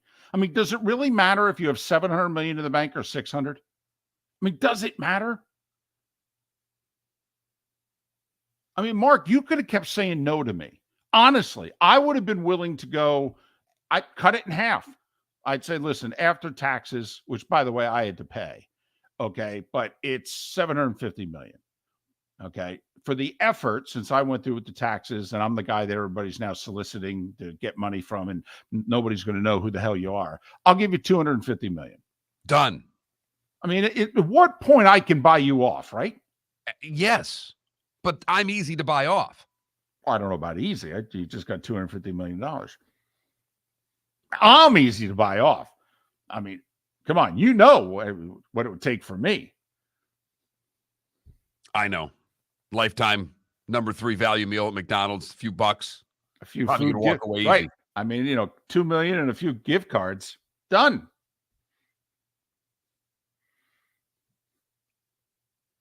I mean, Urachi would make more in this deal than Moulton. Let's be honest. That's the other key. How much has this guy paid Urachi? Listen, I got to admit, you give me 50 million, I can keep my mouth shut. I really can. I know I talk for a living, so that would seem to be contradictory, but I would no longer talk for a living if you gave me 50 million. Miller and Moulton. The case of the stolen $2 billion lotto ticket. Allegedly. Billion. Thanks for listening. Bubba. David Moulton for Napa Auto Parts, and Napa Filters. Insist on Napa Filters for your vehicles, or if you're a do-it-yourselfer, only buy Napa Filters. Napa has a filter for almost anything on earth that moves, whether it's motorcycles, foreign and domestic cars, vans, SUVs, earth-moving equipment. You get the idea. Napa Auto Parts, Napa Filters. Insist on them for your vehicles, or if you're do-it-yourselfer, only buy Napa Filters. Miller and Moulton here for the Clutch Vodka Play of the Day. Mark, remember Nick Charles, Fred Hickman, the CNN Play of the Day? Yeah, CNN did a nightly sports show. That was a while ago. Yes, it was. Just work with me. Everyone liked the pod, the Play of the Day. So how about we have the Clutch Vodka Play of the Day? Sounds good. Fun. Smooth. Like Clutch Vodka. Listen weekday mornings for the Clutch Vodka Play of the Day. That's Clutch with a K. Located on the East Trail, locally owned Naples Tiki Bar and Grill is an outdoor eatery next to the Hitching Post Shopping Center. Island-inspired food with a true tiki theme. The best place in Naples to enjoy the beautiful weather in Southwest Florida. The Naples Tiki Bar and Grill offers a great menu for dine-in or takeout. Enjoy our famous pulled pork, huge burgers, and tiki bar cocktails. Don't miss happy hour every day from 3 to 6 and live music 7 days a week. See you soon at the Naples Tiki Bar and Grill, 11498 Tamiami Trail East. Hello, friends and family of Southwest Florida. Are you looking to tap into the electric vehicle market? Well, look no further because we here at Southwest Florida Golf Carts have just what you need. E-bikes, golf carts, LSVs, scooters, and more. Come down and talk with one of our experienced sales reps, have a soda and a smile, and you could be cruising the streets in your new EV today. Stop by the store or visit our website at flgolfcarts.com and enter for a chance to win $100 off your next purchase by answering John's monthly sports question. Ladies and gentlemen, once again. Hi. Excuse me. Hey, the line starts back here. Ma'am, if your party's not here, you're going to have to go around again. If you had the opportunity to avoid all this, wouldn't you? Salt Live is the official transportation provider of the Miller and Moulton Morning Show, making your trip to and from the airport seamless and stress-free. Salt Live is supported with the help of local partners like the Bayfront Inn. Gather your family and friends and enjoy a leisurely day on the water with a pontoon or deck boat. If you prefer to explore the waterways without a motor, the Bayfront has canoes, standboards, and kayaks. At the end of your journey, enjoy lunch or dinner at the Bamboo Tropical Bar and Grill. The Bayfront Inn, something for everyone on 5th Avenue in downtown Naples. BayfrontInNaples.com. When you need a ride, book with Salt Live Transportation, 308-8686, or book on saltlivetransportation.com.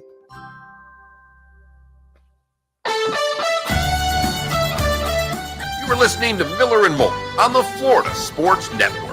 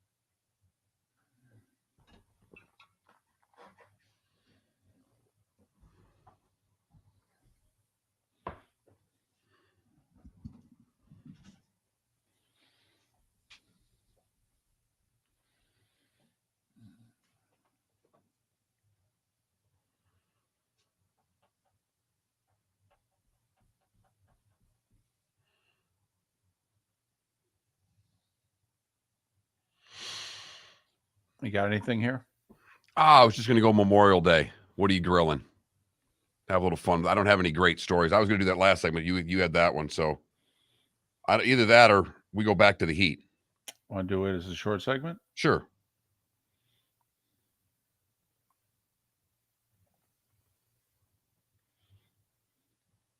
I was going to play the conference roulette wheel here. All right. In which I'll ask you the questions. You provide the answers. Mark, the name of the game show is, what conference would you rather be in? I'm with you, bad golfer. Paul, that really was a production meeting. That's full-fledged, right? Just extensive one, actually. Felt a little guilty when David Sampson's talking about 3 production meetings a show, and we've had 3 production meetings in our life. Wait, what do you mean? If I texted Moulton at 8 o'clock and said, what are you thinking about for the short segment tomorrow at 7? He might have a coronary. Never mind if we called Felipe and got him on a 3-way at 9 o'clock and said, hey, we're having a quick production meeting. Like, what the hell?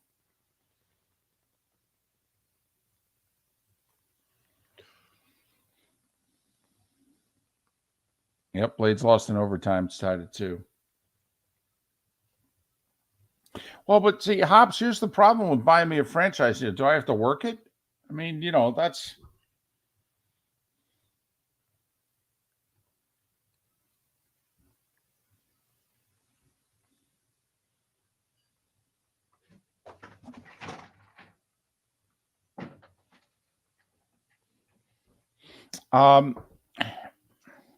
Hello, what do you mean by basketball? Conferences do TV deals with networks. It encompasses football and basketball, unless they don't play football, a la the Big East.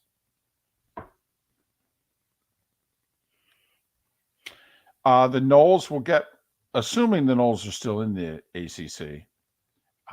The new deal doesn't go into effect this year, by the way. It doesn't go into effect until the 2024 football season, and then you get paid if you win. The winning teams will get more money. 10 Teams seconds. that make the playoffs will make more money than the others. Here we go.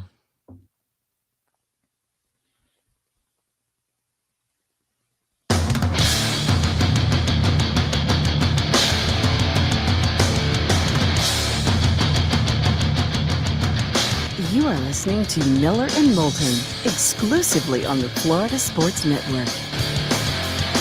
And now, here's Mark Miller and David Moulton. It is the third and final hour of Miller and Moulton on this final Friday of May, at least in Lake City and surrounding areas, Tampa, St. Pete, Port Charlotte, and Venice. We're just halfway home in the 239, Miller and Moulton, the Florida Sports Network, floridasportsnetwork.com. By the way, Alejandro Solana, pre and post on the Heat Radio Network, joins us 1 hour from now at the top of the bonus hour. So there, for those of you along the network who don't get the bonus hour, well, and there's a few apps, website, that sort of deal. Take it in, or you can just download it after the fact at floridasportsnetwork.com. Mark, I'm big into game shows. You know that. Yes. So how about if we play the game show? I'm the host. You are the customer that continues to win, and you've been on now for weeks. What conference would you rather be in? Ooh. Come on down. Wish we had some music for this. First off, I'm going to go a little, off the reservation, as they say. If you're Missouri and you had a choice between staying in the SEC or going to the Big Ten, where would you rather go? The Big Ten. Okay, so you'd rather move if you're Missouri. Yes. Okay. I don't think that'll ever happen in a million years, but I think we've talked about this. Missouri would rather be in the Big Ten. Okay. I don't disagree, by the way. I think, put it this way. If the Big Ten picked up the phone, let's just say this whole Pac-12 ACC, they're falling apart, and teams are there for the taking. Because if you're the SEC, you have to replace Missouri. You grab Missouri because you were grabbing Texas A&M and you wanted to keep it an even number, and Missouri was available, and at the time, and St. Louis was the top 30 television market. Well, Missouri has added virtually nothing to the conference. A&M's added something. I mean, the first 2 years they were in the conference, they had this Johnny Manziel guy at quarterback. That was kind of a BFD. Haven't added as much maybe as you'd like to think they would have added over the time, but still, I mean, they add something, and they really got you into Texas, and that's helped recruiting and the whole deal. But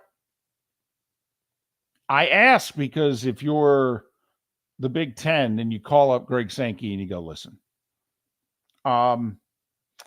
if there's an ACC school out there that you would like more than Missouri, give me a call. I'll take Missouri off your hands. I know I'm not in the right seat to do this because you're hosting this game show and I am merely a contestant. Well, you can ask a question of the host, though. But, Mr. Host, if the Big Ten picked up the phone and called the SEC about Missouri, I would fire the new Big Ten commissioner. Missouri wouldn't be in the top 8 of schools that I would want in my conference. Okay. All right. Fair enough. Fair enough. If you're Kansas, by the way, if you're Kansas, would you rather be in the Big 12 or the SEC? The SEC. Okay. I mean, so strictly for money, even though, Yes. Okay, I'm just asking. I mean, Kansas is very proud of their basketball. It's a basketball school. The Big 12 is a historically much better basketball conference. That's all. It's why I asked. Yes, you would make more money, the whole deal, but I'm just asking. Okay, if you're the Arizona schools, would you like to leave and join the Big 12, or would you like to make it work in the Pac-12? That's, to me, the fascinating question, because I don't know what the Pac-12 has to offer right now. I don't know what adding San Diego State and whomever else they're going to try to add to get this back up to 12 really brings to a television deal. And I think Arizona could be competitive in the Big 12 right away, both Arizona schools. I think long-term, the Big 12. But obviously, if you're Arizona, you're very much tied to California. I mean, you've gotten a lot of people to leave California, move to you from a recruiting standpoint for all your programs. I mean, you just take I-10 right to Los Angeles. I mean, you just go. I mean, so now you're abandoning your base, so to speak. Now, you would go with your rival. I mean, Arizona State and Arizona, in theory, are going together. And I said the Arizona schools.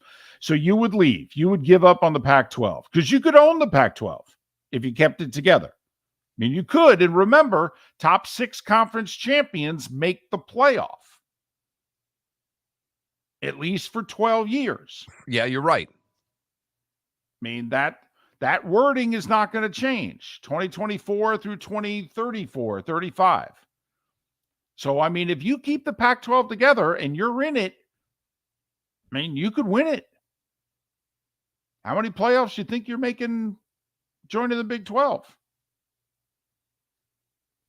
Never mind the whole basketball component.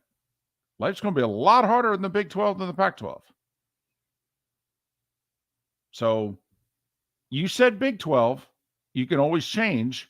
Remember, it's a half-hour show. You can hit the buzzer.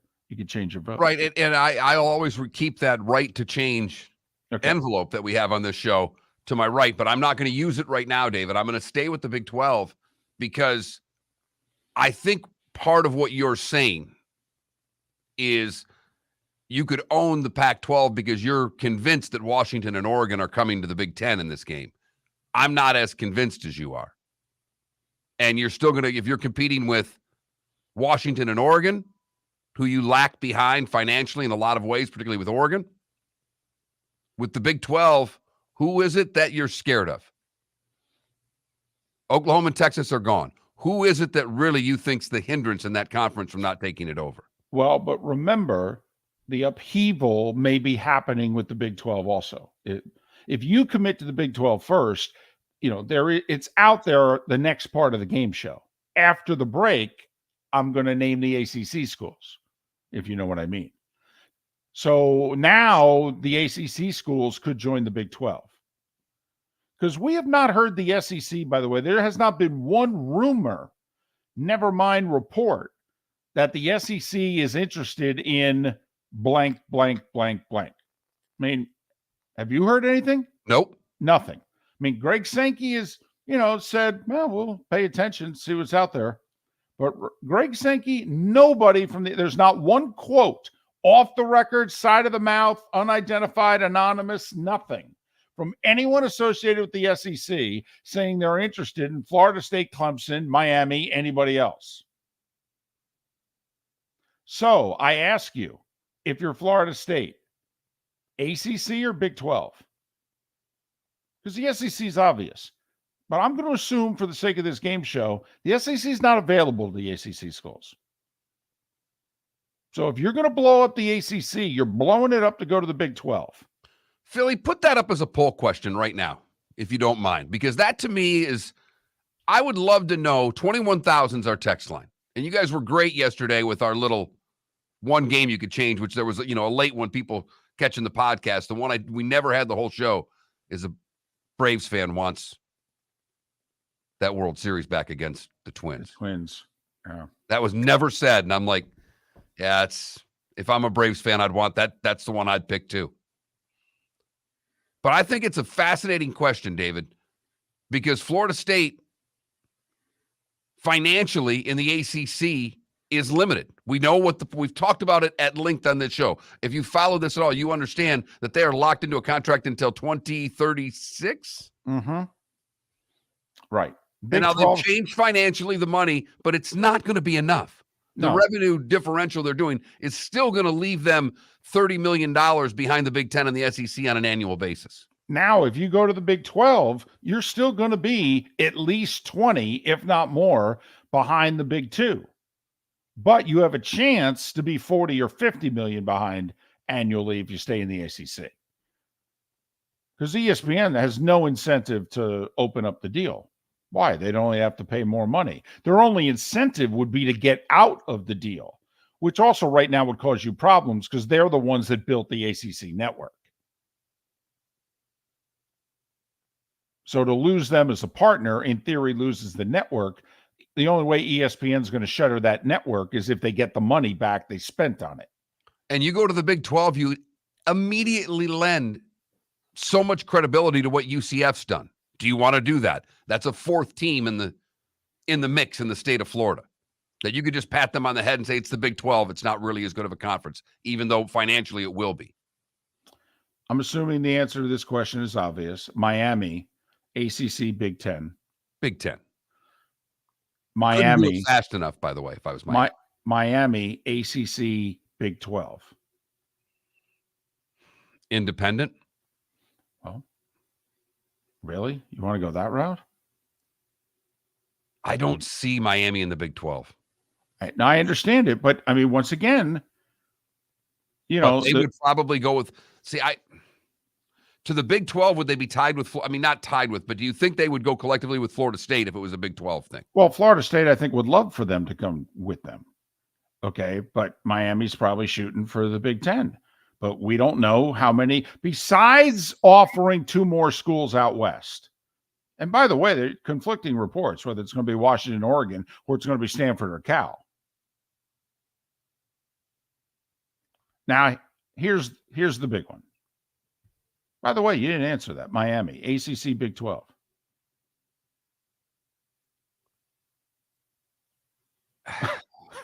You said independent. You said Kevin Durant. I know I did.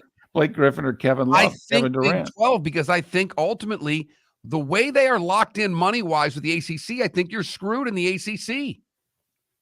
They're not going to get more money. The only way to get more money is for the Big 12 to get big enough where they're going to get attracted by two networks and get a better deal. And now, of course, you know, the big one. Your Notre Dame. Big 10 or independent? What's NBC? What are they going to offer? Well, it's not just NBC. No, I know. It's open for everyone. You have to admit. Who's going to offer the money? Well, what network is going to offer the money? Is Notre Dame going to go streaming? Is Notre Dame going to do something completely different to stay independent? Are they going to go to Amazon for $50 million a year? Notre Dame would rather stay independent. Financially, it's the first time that I actually think they're in a bind. That's why I asked the question. If you're Notre Dame, and there's a very good chance now, if all hell breaks loose,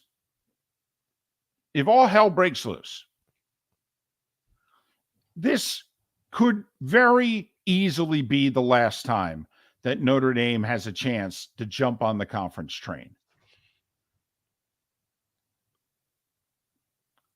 And so if you're the Irish, is now the time. Do you do it? Miller and Moulton. Hello, friends and family of Southwest Florida. Are you looking to tap into the electric vehicle market? Well, look no further because we here at Southwest Florida Golf Carts have just what you need. E-bikes, golf carts, LSVs, scooters, and more. Come down and talk with one of our experienced sales reps, have a soda and a smile, and you could be cruising the streets in your new EV today. Stop by the store or visit our website at flgolfcarts.com and enter for a chance to win $100 off your next purchase by answering John's monthly sports question. Yeah. Hi. Excuse me. Hey, the line starts back here. Ma'am, if your party's not here, you're going to have to go around again. If you had the opportunity to avoid all this, wouldn't you? Salt Live is the official transportation provider of the Miller and Moulton Morning Show, making your trip to and from the airport seamless and stress-free. Salt Live is supported with the help of local partners like the Bayfront Inn. Gather your family and friends and enjoy a leisurely day on the water with a pontoon or deck boat. If you prefer to explore the waterways without a motor, the Bayfront has canoes, standboards, and kayaks. At the end of your journey, enjoy lunch or dinner at the Bamboo Tropical Bar and Grill. The Bayfront Inn, something for everyone on 5th Avenue in downtown Naples. BayfrontInNaples.com. When you need a ride, book with Salt Live Transportation, 308-8686, or book on saltlivetransportation.com. David Moulton for Napa Auto Parts, and Napa Filters. Insist on Napa filters for your vehicles, or if you're a do-it-yourselfer, only buy Napa filters. Napa has a filter for almost anything on earth that moves, whether it's motorcycles, foreign and domestic cars, vans, SUVs, earth-moving equipment. You get the idea. Napa Auto Parts, Napa filters. Insist on them for your vehicles, or if you're a do-it-yourselfer, only buy Napa filters. You are listening to Miller and Moulton on the Florida Sports Network.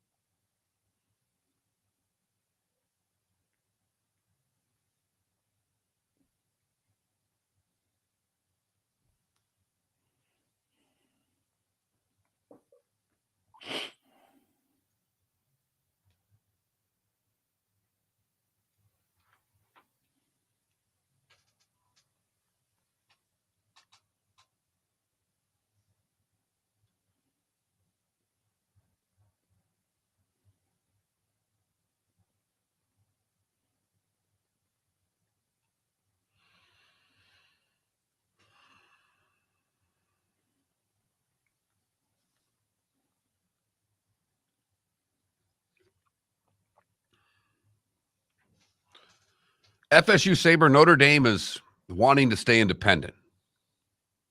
But it really all stems with when's their TV deal up? They got one more year, David? This year and one more? I believe so.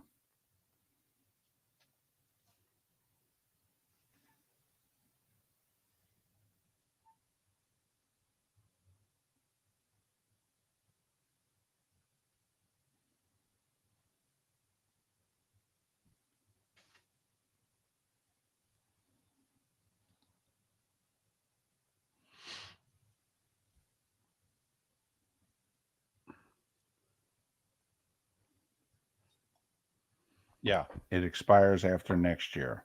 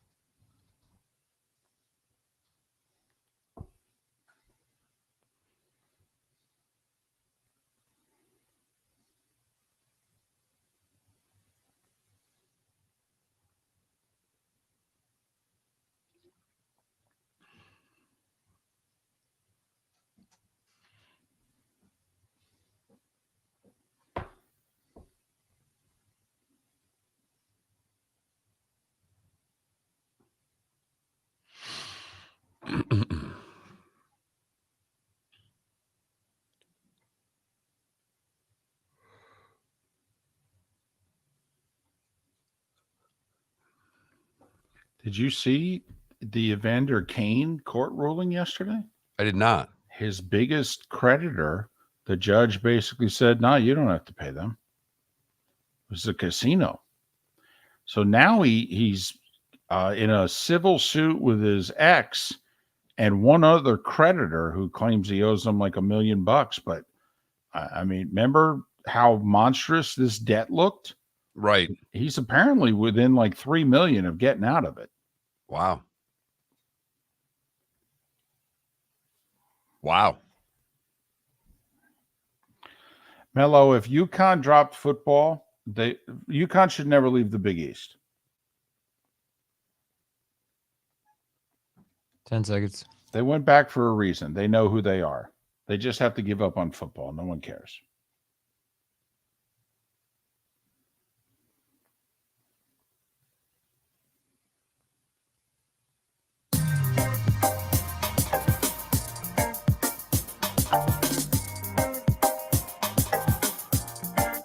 Welcome back to Miller and Moulton, only on the Florida Sports Network. 21 minutes after the hour, final Friday of May, heading into Memorial Day weekend. You got plans? Just going to relax? Little beach, little pool, little golf action? Miller and Moulton, the Florida Sports Network, floridasportsnetwork.com. For those who take in our bonus hour, whether it be on the radio or online, Alejandro Solana, Heat pre and post, will join us at the top of the hour. The Heat, they're in a series now, boys. It's 3-2. Celtics doing what 90% of the teams down 3-0 have never been able to do. Force a game 6. Talk to Alejandro about it. Top of the hour. We put a poll question up. If you're Florida State and you only have 2 choices moving forward, what would you do? Jump to the Big 12 or stay in the ACC? Voting split early. You can text the show at 21,000 if you have a more lengthy answer than one of those 2 conferences. Would love to hear from you. And we bring this up because we feel that this could be a dilemma that's in front of Florida State sooner than later. The ACC is under contract, television contract through 2036. That's going to pay schools around $30 million. Yes, the ACC just did a different revenue sharing model based on performance. That will help, but it won't bridge the gap that exists between Florida State and schools in the SEC and the Big Ten.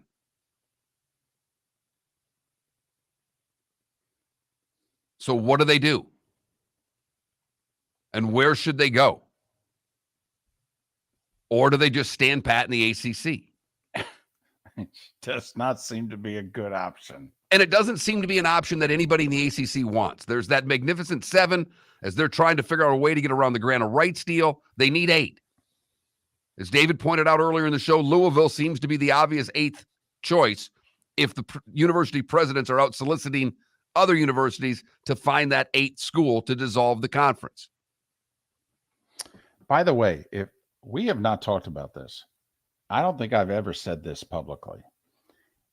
If I were the ACC commissioner, I would call up the 7 who right now have not said they want to leave. And I would say, hey, do me a favor. Don't go anywhere.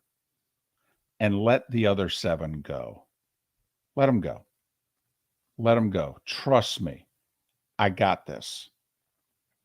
And if you don't think I got this, I'll easily let you out. No questions asked. I'll let you out. And then I call up Notre Dame. And I say, okay, here's the game we're playing. We get 240 something million a year from ESPN. I'll give you 100 million of it. Guaranteed every year. Guaranteed. What do you say? Don't you think Notre Dame would join the ACC? They'd make $25 million a year more guaranteed than any other school in any other conference. But you got to join the ACC. But here's what I'm going to do. Right now, I only got 7 teams. I'll grab UConn as an independent. I'm not asking just for football. They can stay in the Big East for basketball. I joined them. Now I got 9 teams, 8 conference games, which means Notre Dame, you can still schedule your Navy. You can still schedule your USC. And then you got 2 other games. Don't care. Honestly, don't care. I'll give you $100 million off the top.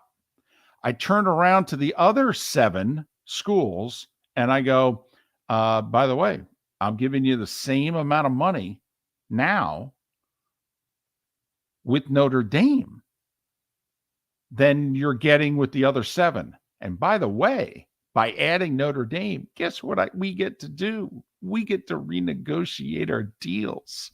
They're going to go up. So Notre Dame's going to get their $100 million, and you're going to get more money to stay. And as for those other 7 schools, they can go to blank. Get them out of here. What do you think of that phone call? Fascinating, because the guts of the ACC would be gone, but it would add Notre Dame. Yeah. I mean, we're assuming now Florida State, Clemson, Miami, Virginia, North Carolina, NC State. And Va Tech, right? Va Tech and Louisville. Gone. Right. See ya. You're left with Pitt, Duke, Wake, Georgia Tech, BC, Syracuse. Hello. No, but Louisville stays. Remember, Louisville stays. They don't go. 7 go. Right. Louisville stays. So I got Pitt, Louisville, Duke, Wake, Georgia Tech, BC, Syracuse. Also, think about how appealing this is to Notre Dame. Hold on a second. We get to play Pitt. We like to play Pitt. We've had a rivalry with Pitt. That works for us. Wait, Boston College? That's great. We have a rivalry with Boston College. You know, the whole Irish Catholic thing. That's awesome. Wait, Syracuse? We get to play Syracuse? Hell, we'll ask Syracuse every other year to move that game. Play it closer to New York City. That'll be, I tell you, we'll ask Syracuse every other year, play that game at MetLife Stadium. That'll be fantastic.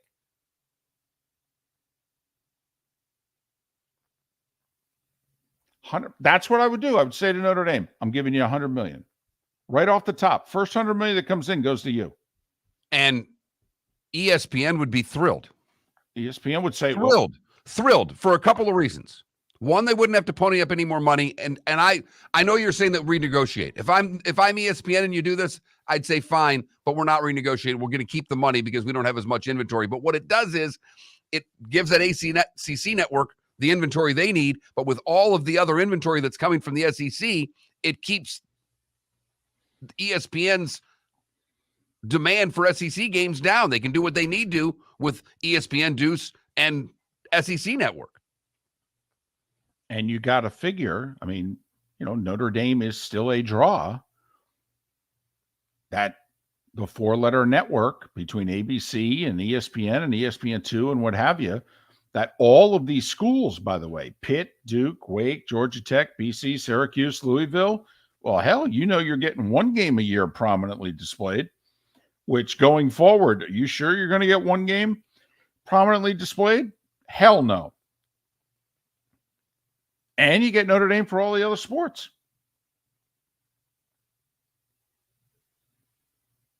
What do you say? I love your bold moves. First off, if you're Notre Dame, would you accept that? I would if I were Notre Dame. I would in a heartbeat. I don't know if Notre Dame would because of the way they think of themselves. But one, you get to keep SC and Navy on your schedule, which is really important to Notre Dame. Yeah, 2, you get more money. I'm giving you 4 games of your schedule, whoever the heck you want. Don't care. I don't care. We're going to be 9 conference teams in football. Remember, by the way, now that you're joining a conference, see, as an independent, what can't you get if you're Notre Dame? You can't get a first-round bye. You can't be seeded 1, 2, 3, or 4. If you're an independent, you can be seeded 5 through 8 and get a home game, but you can't be seeded 1 through 4. Okay? You're in a conference now.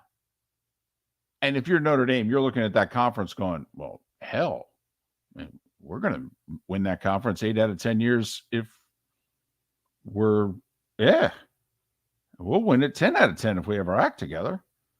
That's a guaranteed spot in the playoff.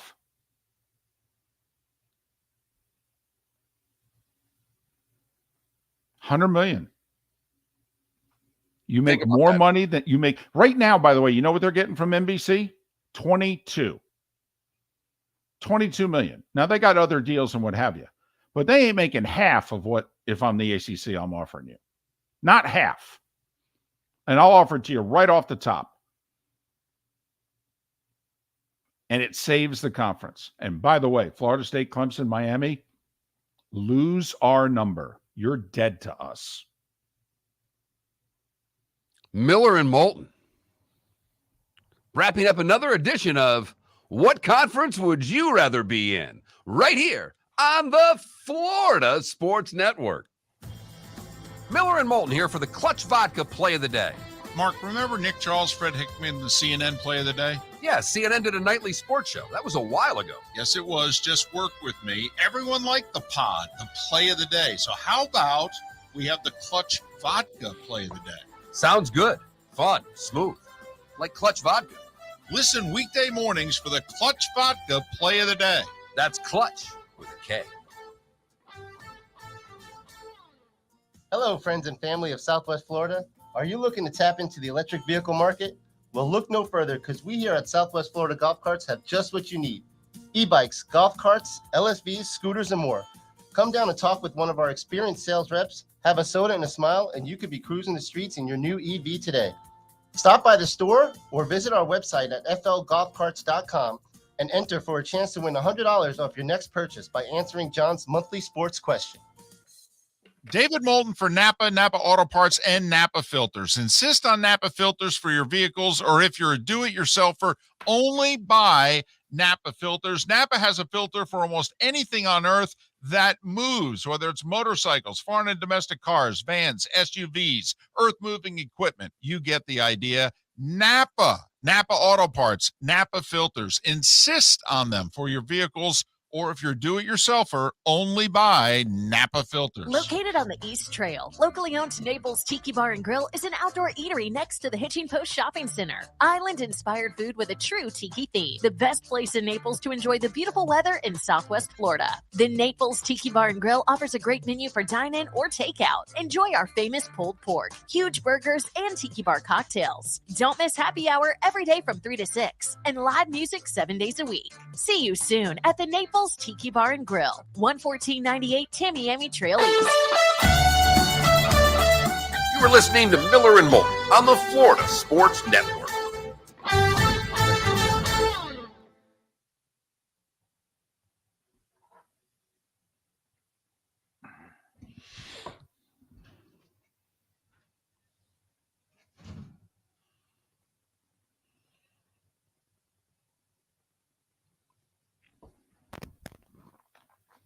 Okay, CBW, think about it.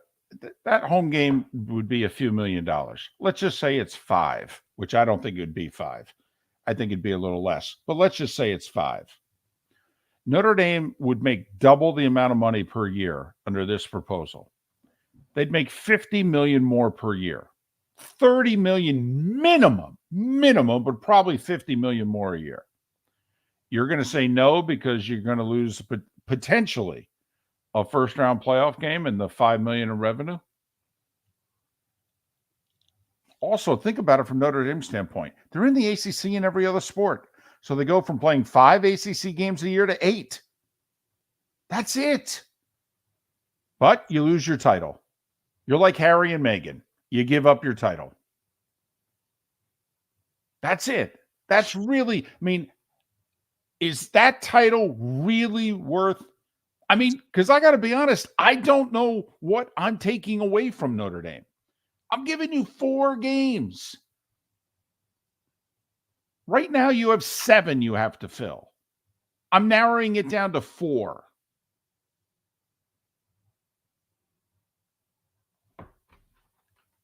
Here, look.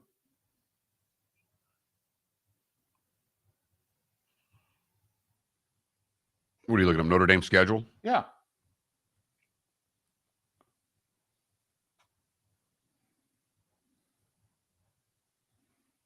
Okay. Navy. They'd keep Navy. Tennessee State. Okay. That's one of the, no, we're losing that game. NC State. Okay. Well, it's an ACC game. By the way, NC State, they're not part of the 7, are they? Yeah. Yeah, they are. They are. Because the thought is North Carolina and Virginia are going to the Big Ten.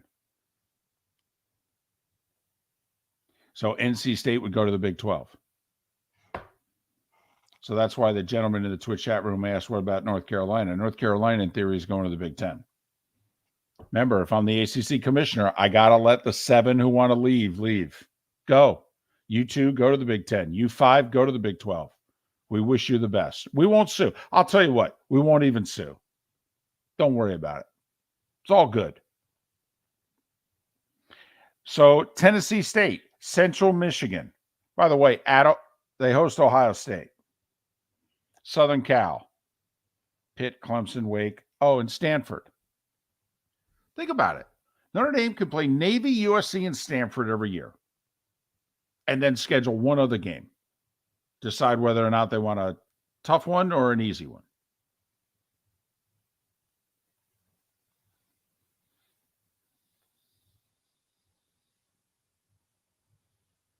RCB, Notre Dame's in danger right now. Okay? They're not in a conference. If the conferences explode and go to 20 to 24 teams, they could be on the outside looking in. Notre Dame has said to NBC they want $75 million a year. NBC is currently paying them $22 million. So that's another reason why I'm offering them $100 million. They're asking for 75. I'm like, I'll give you 100. And by the way, our deal goes to the middle of next decade. The deal that you're going to negotiate is not going to go that long. So I'm guaranteeing you more money longer. Trenton, that is such an inaccurate statement. ESPN is making a fortune for Disney. A fortune for Disney. You wait. They are about to split ESPN away from Disney and just do the ESPN only books by the end of this year. You wait to see how much money ESPN is making Disney. A fortune. They're just not making as much of a fortune. Here we go.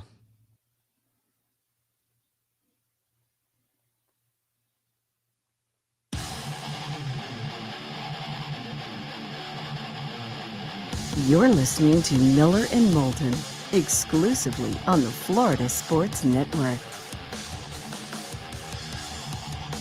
22 minutes before the hour.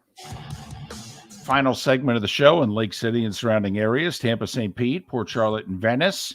Bonus hour at the top of the hour in the 239 and available online apps, that whole thing. We'll be joined by the pre- and post-game radio hosts of the Miami Heat, Alejandro Solana. The Heat, they were supposed to be in the finals by now. They're hosting a Game 6 tomorrow night. Hosting a Game 6 in which ESPN analytics give them a 29% chance of winning. That means if they were to play this game 7 times, the Celtics would win 5 of the 7. A little 71-29 split. That's how that goes.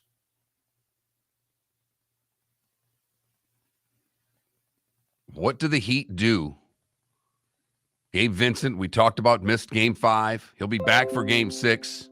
I don't know exactly what that will mean for the Heat. Well, when you ask what will the Heat do, besides play better, what can they do? I mean, it's not like they got a ton of options. The rotation is the rotation. Their guys are their guys. I mean, even in the Celtics situation, Mark, like Grant Williams was buried for most of the first 2 rounds of the playoffs. I mean, there were people, at least with the Celtics, who were saying, hey, how come you're not playing this guy? I mean, is there anybody Miami's not playing right now that you could say to, Spo, hey, No. why don't you give this guy some minutes? No, what did they put? Hightower got minutes last night, and people are going, what? Who? He scored what, 15, 16 points? Haywood Highsmith. Highsmith. Right. Sorry. I That's mean, how much he's played, Felipe. Once you see him in the game, it's like, oh yeah, boy, we're really missing Gabe right now. and I think he was their leading or second leading scorer anyway. But yeah, I mean, it's not like, people are yelling at Spo. I mean, at least before, some people, 3, were yelling, put Duncan Robinson in the game. They don't even have that option anymore.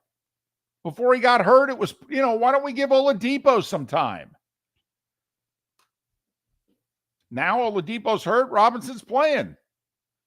Now all we've got to figure out is what Tyler Hero is going to wear to the games, and is Stan Van Gundy going to like it or not? He might have to come back a little early, by the way.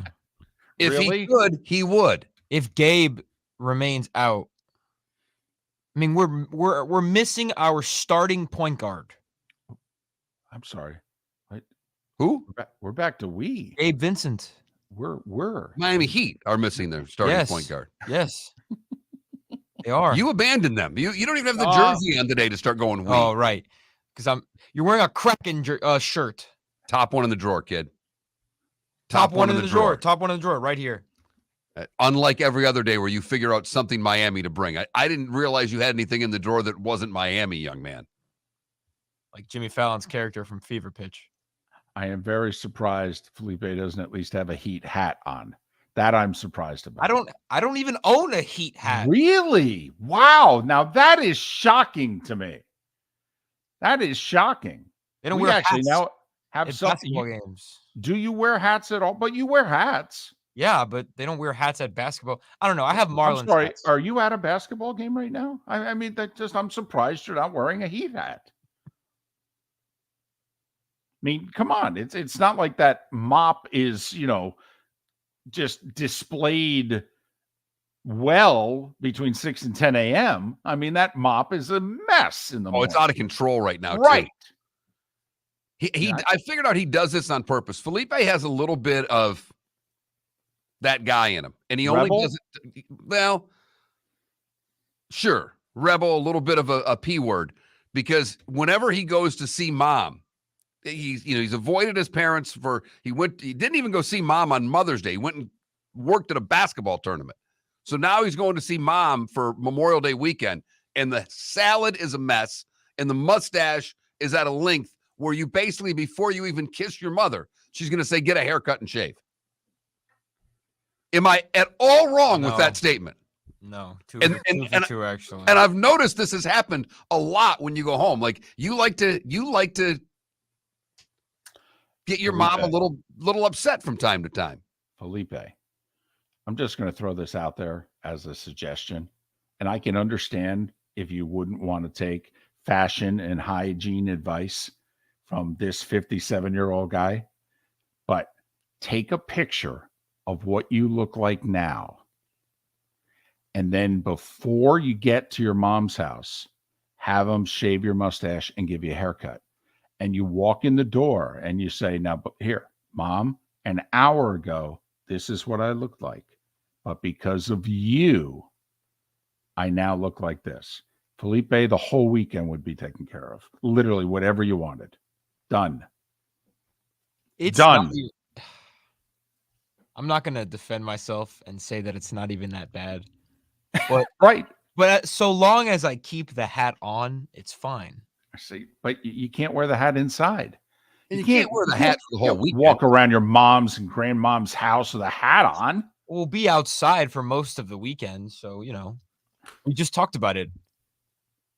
Pools in the sun, Memorial Day weekend. Felipe, I'm trying to get you in the good graces. I mean, you didn't spend Mother's Day with Mom, for goodness sakes. This would make up for it. She would have forgotten about that. And by the way, she has not forgotten about that. Just going to give you a little advice. Okay. So she will quickly forget about that. She'll take care of the whole damn weekend. And Dad will say, thanks for making your mom happy. Give you a little something to drive back across the alley with late Monday night. Why are moms like that? I mean, I could solve world peace. You mean loving? Well, hold on. Because I could solve world peace. But so long as I have a mustache or whatever, she's like, I don't want to talk to you. Get away from me. Yes. Yeah. That just Hey, I could achieve the greatest achievement possible. Yet, Yes. if my hair is a little too long. Yep. Hey, there's a price to be paid for loving you 100% of the time, 100% of your life. Because trust me, we're not always worth it. So I can understand why they have a list of things that they want. Listen, if you want this, unconditional love thing all the damn time, all right, shave. And cut your damn hair. It's Yeah, nothing more than that. I got to admit, when you think about it, one side of the ledger, unconditional love. The other side, shave and a haircut when you come home. Got to admit, I'm on mom's side. Not asking for a lot there. No, that's for certain. If you think We're about not. We're not asking for a lot either. We have a poll question up. We were talking conference realignment. Florida State, where should they go? If given two choices, stay in the ACC or go to the Big 12, where would you go? And we intentionally did not list the SEC as an option because we really have no evidence that it is. None whatsoever. Early voting split. Has the SEC said at all that they want, keyword, want, to expand beyond Oklahoma and Texas? Have any of the other schools in the SEC said anything publicly in the last 2 years to say, well, going to 20 might not be bad? Because Big Ten university presidents have. Yes. In the last week. And they are vetting schools and debating just how big they want to go and how many from out west they want to go. Are we going 4? Are we going 6? And that's the arguments they're having.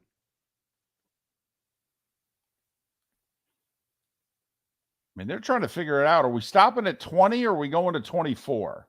That's basically what the Big Ten is deciding. And how many conferences are there going forward and how relevant are they? And if you're in the ACC, particularly in that Magnificent Seven group, trying to find an 8 school, where is it that you're going to go? The Magnificent Seven, once again, Florida State, Clemson, Miami, NC State, Va-Tech. And then the 2 teams that are constantly linked to going to the Big Ten, North Carolina and Virginia. I'm going to read the 5 schools not going to the Big Ten again. And you tell me, if you were the SEC, how many of those you would raise your hand and say, oh, I want them. And then if you're the SEC's broadcast partner, which beginning next year is ESPN and ESPN only, are you going to pay extra money for these schools? Va-Tech? No. NC State? No. Miami? Yes. Clemson? No. Really? No. Florida State? No. So you're saying if you're ESPN, the only school there you'd pay more money for is Miami? Yes. I'd pay more for Florida State. But, okay. Which is why we're not sure how many, if any, schools will be going to the SEC. I mean, it's a business decision. If you're the SEC, couldn't you wait this thing out? Let's just say the Big 12 goes crazy, Mark. The Big 12 is going to go to 20. Let's say the Big 10 is going to go to 20. If you're the SEC, couldn't you just hang tight at 16 for a while? I mean, you could always add schools, right? 100%. I mean, you just got Oklahoma and Texas. So if you're getting schools, they've got to be of that type of substance. Yeah, there's no one you can add that's Oklahoma or Texas unless the school's name's Notre Dame. And Notre Dame is never going to the SEC. And they're never going to the Big 12. If they're going anywhere, they would go Big 10 or ACC. It's because of academics and location and relationships. So it leaves a gaping hole as this conference realignment happens of what happens to these ACC schools. Because everybody knows that's the conference that's getting pilfered next. To me, it's not the Pac-12. It's not. I'm not doing anything with any of the Pac-12 schools till I figure out what's going on with the ACC. If I'm the Big Ten, I stand pat at 16 unless I'm bringing ACC schools in. And obviously Notre Dame. And I think the Pac-12 is going to get pilfered first because I think the threat of the lawsuit from the ACC is going to lead to just a little bit more of a pause. I actually think the Pac-12 gets raided before the football season starts. Now, these schools can't leave this year. That these schools will announce we're leaving in a year, and it'll be like, it won't just be USC and UCLA playing a lame duck year in the Pac-12. What do you do if you're Washington and Oregon, and let's just say Colorado, the Arizona schools, and Utah jump to the Big 12? Yeah, then I don't care. I got my whole focus on the Big 10. Yeah, but what if they don't want you? What do you do? Well, then that's a different story. I know what they want, but they have to have, it takes two to tango here. I understand. And it is true. A year from now, I could be left with me, Washington, Stanford, and Cal. Okay. Or me, Washington, Stanford, Cal, Oregon State, and Washington State. Hello. Right.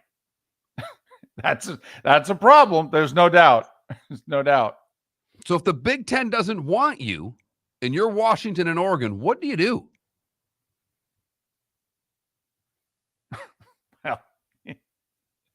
Because you have been under the assumption that Washington and Oregon are going to the Big Ten. I am. I'm just trying to figure out, are they I am absolutely convinced. I would bet a large amount of money. The money I lost on the Heat in Game 4. I would bet it on the Big Ten's going to add 2 more Pac-12 teams. It's just a matter of, are they adding Stanford and Cal, or are they adding Oregon and Washington? I believe they're adding Oregon and Washington. And what I'm curious about is, where are Stanford and Cal going to end up? UCLA would be pulling hard in this for Stanford and Cal. Right. Hard. Like on their knees begging. And remember, who makes these decisions? Not coaches and not athletic directors.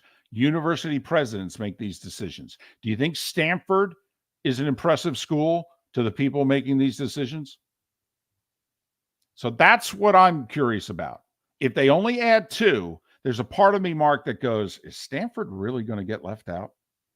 Or is 2 actually going to become 4? And we're going to have 6 Western schools join the Big Ten, which takes them immediately to 20. At that point, they go, well, hell, we'll just add 4 from the East and go to 24.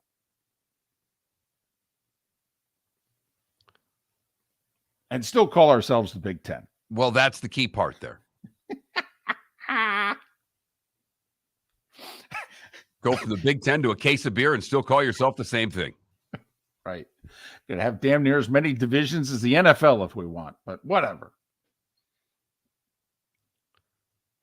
And I just don't see how the money comes in with these schools that the Big Ten wants. Well, the Big Ten's looking at Phil Knight going, if you want it, you're going to have to pay for it, buddy. Miller and Moulton. Have a great Memorial Day weekend, everyone down the network line. The 239, the bonus hour, Alejandro Solana, is next on the Florida Sports Network.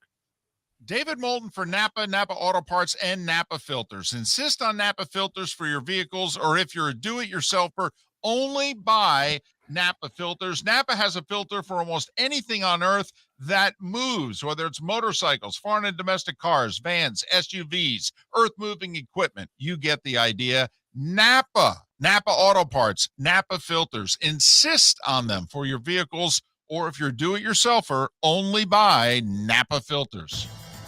Miller and Moulton here for the Clutch Vodka Play of the Day. Mark, remember Nick Charles, Fred Hickman, the CNN Play of the Day? Yeah, CNN did a nightly sports show. That was a while ago. Yes, it was. Just work with me. Everyone liked the pod, the Play of the Day. So how about we have the Clutch Vodka Play of the Day? Sounds good. Fun. Smooth. Like Clutch Vodka. Listen weekday mornings for the Clutch Vodka Play of the Day. That's Clutch with a K. Hello, friends and family of Southwest Florida. Are you looking to tap into the electric vehicle market? Well, look no further, because we here at Southwest Florida Golf Carts have just what you need. e-bikes, golf carts, LSVs, scooters, and more. Come down and talk with one of our experienced sales reps, have a soda and a smile, and you could be cruising the streets in your new EV today. Stop by the store or visit our website at flgolfcarts.com and enter for a chance to win $100 off your next purchase by answering John's monthly sports question. Ladies and gentlemen, once again. Yeah. Hi. Excuse me. Hey, the line starts back here. Ma'am, if your party's not here, you're gonna have to go around again. If you had the opportunity to avoid all this, wouldn't you?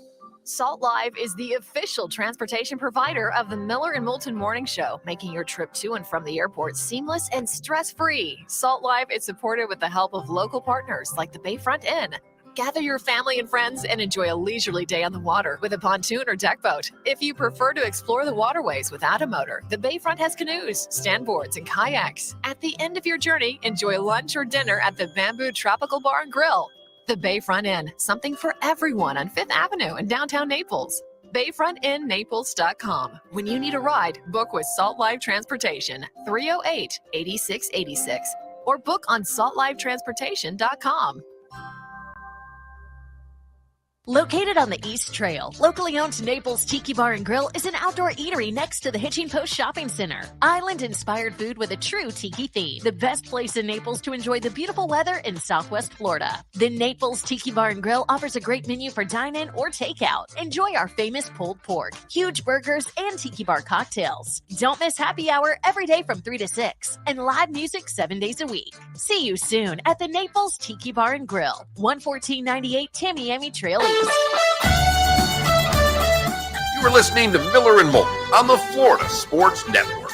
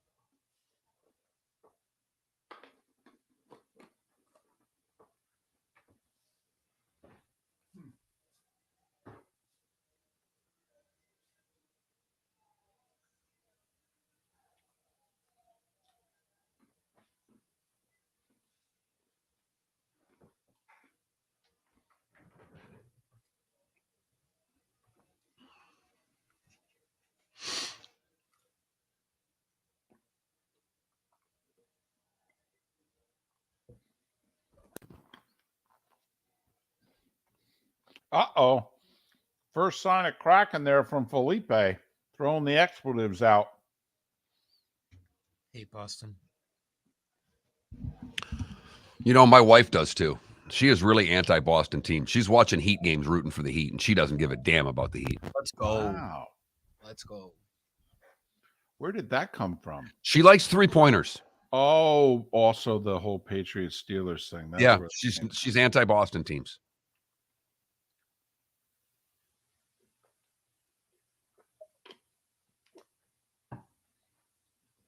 Yeah, Patriots Steelers. That's a biggie. Come on, Alejandro. I sent him the link.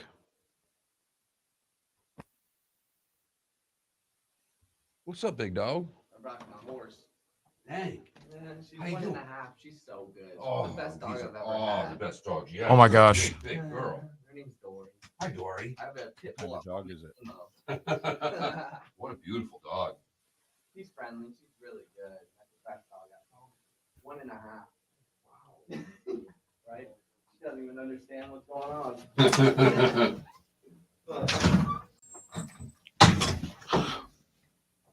Wow. Big dog. Yep. My. The Great Dane. Oh, wow. I'll call him. Okay.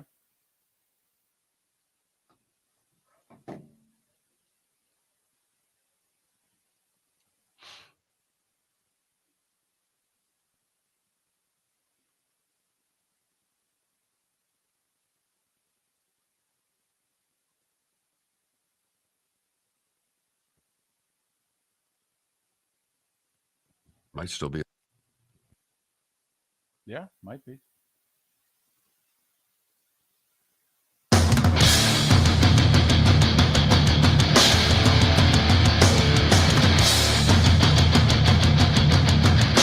You are listening to Miller and Moulton, exclusively on the Florida Sports Network. And now here's Mark Miller and David Moulton. It is the bonus hour on this final Friday of May. Thanks so much for being with us. Miller and Moulton, the Florida Sports Network, floridasportsnetwork.com. Good, bad, and ugly. What's on tap? Today was the day when, all coming up in roughly 40 minutes, along with our final thoughts and predictions of the sports weekend upon us, which will now include not just a Game 5 in the Western Conference Finals in hockey, but a Game 6 in the Eastern Conference Finals in basketball. Alejandro Solana, pre- and post-game, Heat Radio Network. Follow him on Twitter, Alex, the letter M, Solana, Solana. Alejandro, it's David and Mark. I'm sure we're waking you up. Good morning. How are you? Oh, man, tough to sleep. So after those performances from Jimmy Butler and Bam Adebayo last night, so no worries. I've been restless all night. Okay, let's talk about Bam, because I have been a big proponent this whole postseason of he's got to get going in the first quarter. When I see Bam missing short bunnies and not getting opportunities inside, I start to worry. Am I off base with my thinking of how this offense runs? No, I don't think so. You know, I do think there's something there with Bam where if he gets going early on, he sees his jumper going, he establishes confidence, and then that translates to the rest of the game. So I don't think you're off there. I do think, you know, yesterday in the third quarter, you did see him get going a little bit. He made 4 consecutive baskets. There were 2 or 3 of them at the rim. One where it was a Euro step right around Al Horford, and then the other was actually a jumper that went in. And you saw him, you know, slowly gain some confidence. The problem is, you know, those jumpers that he made to score 6-8 straight points, it was just cutting the deficit from 20 to 18, then to 16, but then the Heat weren't getting stops on the other end. And I think, you know, he's definitely the Heat's most important defensive player, let alone their third or second most important offensive player in a game as important as last night. So you love the offensive output in the third quarter, but you don't want it to come when you're down 18. And then at that same token, you don't want it to come at the expense of getting stops at the other end. So look, I mean, Bam is just such an important player for this team.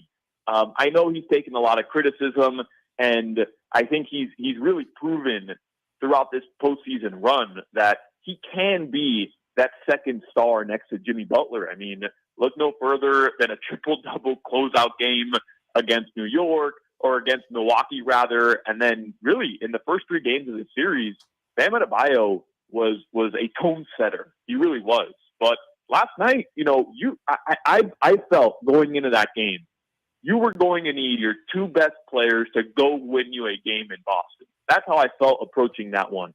And last night, Bam Adebayo on both ends of the floor, he just was not there to compete. And I think this is a team that relishes the opportunity to compete. They love the underdog mentality. They always tell us that they love, you know, when people don't pick them. Eric Spoelstra yesterday, the quote was, "We don't give a bleep," when asked about the Celtics being heavy favorites despite Miami being up 3-1. I was expecting your 2 best players to go in there and just, play the way that the Miami Heat pride themselves on an organization as being the hardest working, the quote or whatever. And you didn't get that from Jimmy Butler nor from Bam Adebayo last night. And I'm with you. I think it starts right away early on in the game when they just didn't come prepared for the punch you knew Boston was going to throw at you early on. Alejandro Solana, pre and post, Heat Radio Network. Follow him on Twitter, Alex M. Solana, Solana. When you were watching last night, what were you thinking? Were you thinking, well, we're finally beginning to see the talent differential that we thought existed before the series? Or did you think you were finally seeing the regular season Miami Heat team, which had not made an appearance since the play-in? Yeah, it's a good question because, I think on one hand, I'm watching that Celtics offense, which had the second best offensive rating throughout the course of the year. And I'm saying, well, there it is, right? And then, I can certainly think back to 82 regular season games plus 2 playing games where this team was just the epitome of mediocre. And last night they looked it. But here's where I struggle with that. And again, I kind of just go back to how the Miami Heat opened up the game. This Heat team all season long, when they were just struggling, right? And all their games were clutch games and they were just playing everything in the mud. They were losing home games to the Detroit Pistons in early December by double digits. They just seemed like they had no interest in the regular season. What stood out to me about that was their shooting was just not good, right? And last night, they shot very well. They shot about 50% from the field. They shot 39% from 3. They only took 23 3-point attempts. Boston only ended up with 1 more field goal attempt than Miami. You know what was different last night than that 82-game regular season sample size we saw, where we all thought this Heat team needs to do some serious reshaping in the offseason? Miami turned the ball over 6 times in the first quarter. They turned it over 16 times overall. To me, that's what was different. I saw a team last night that didn't come prepared to go take one from Boston. They had to fight to take one from Boston. So I don't think we saw a team that, was just showing its true colors here come postseason time finally, which is what a lot of people were expecting. Certainly Vegas, as they kept, making Miami massive underdogs in most of these games, because what we saw in the regular season was just a team that couldn't shoot, period. And last night, this Heat team, outside of the first quarter, when Duncan Robinson, Caleb Martin, and how about this, Haywood Highsmith checked into the game, the only 3 players who showed up to play last night. I mean, this team actually shot the ball pretty well. So I really don't think it was a case of that. I still think Miami can come back in Game 6, and if they can play to the level of intensity that I think they're capable of playing, that we saw through the first 3 games, I still think if their shooting maintains at that level, they can win a Game 6 at home. But as far as Boston goes, we knew this was a really good team. And the fact that the Heat were up 3-0, I think everybody, including myself, including both of you, were surprised about it. So the fact that Boston has won 2 straight, I'm not surprised of. I just struggle with this understanding where Bam Adebayo after the game is talking about we have to raise our level of urgency earlier, and Jimmy Butler is talking about we have to play harder earlier. And again, I'm not trying to harp on it, but I just don't understand how you can have a closeout Game 5 in Boston, and you talk about Game 4, the second half, you have a 6-point lead going into it. You have a 9-point lead with 9 minutes and 30 seconds left. And then like that intensity level just drops off. And I can't wrap my head around it. And then you come out here on the road and they're telling you this entire time, we're going to go get one in Boston. We're going to go get one in Boston. And then they come out playing like that. That's just not the Heat team we're used to. 16 turnovers is very unusual for this team because even, throughout the regular season where they were the 8th seed, they were very good at taking care of the basketball. And I'm watching a Boston team last night that's just getting wide open looks. They win the first quarter by 15 points. That's the game right there. And they had a 27-3 run, I think was the number at one point, a 14-0 run certainly at one point where it just got out of hand. To me, that's the game right there. And it all came because of costly, sloppy mistakes from Miami. And, the rest of the quarters were actually, pretty even the rest of the way. So I think if the Heat just get back to their roots, take care of the basketball, play hard, play with energy, out-hustle the Celtics, I haven't seen anything from the Celtics that is making me think, this series is over. Really? They found some sort of weakness that they're going to continue to exploit. I haven't. I just think it's Miami shooting themselves in the foot. Okay, so because I think the Boston's on-ball defense has been better, they're the reason that the turnovers are happening. They've seemed to find something. You think the turnovers are more Miami-driven than Boston's defense?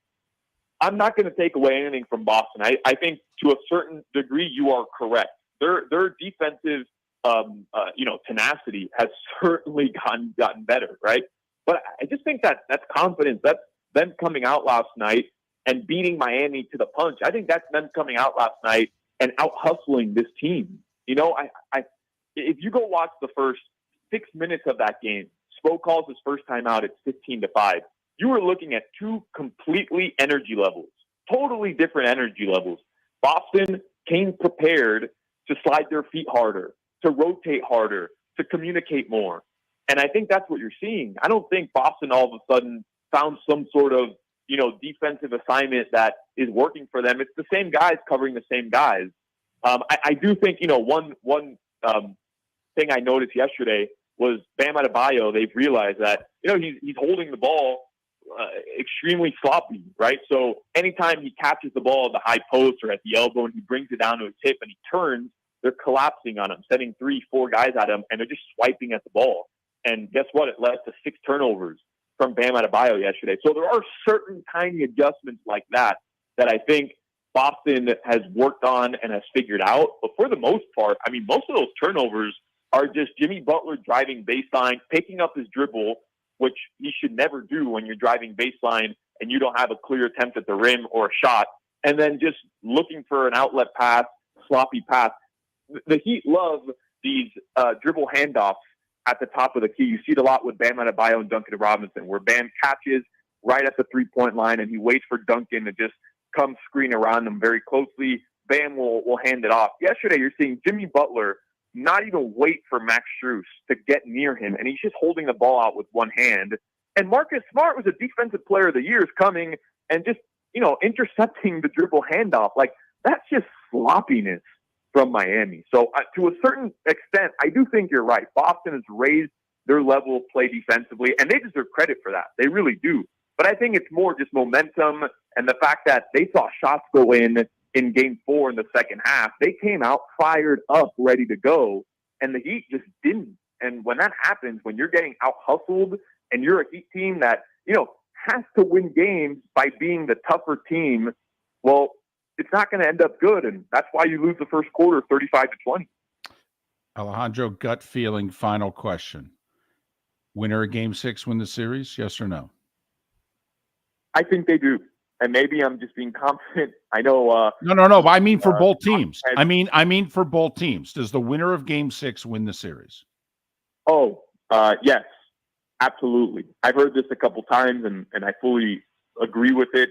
This is a Game 7 for Miami, right? They had to approach last night like it was a Game 6 on the road, and now they're coming back home. This is a Game 7. You go back to Boston, and you try to hold them. First time ever, a 3-0 series lead is at stake here, and it's going to be on the road.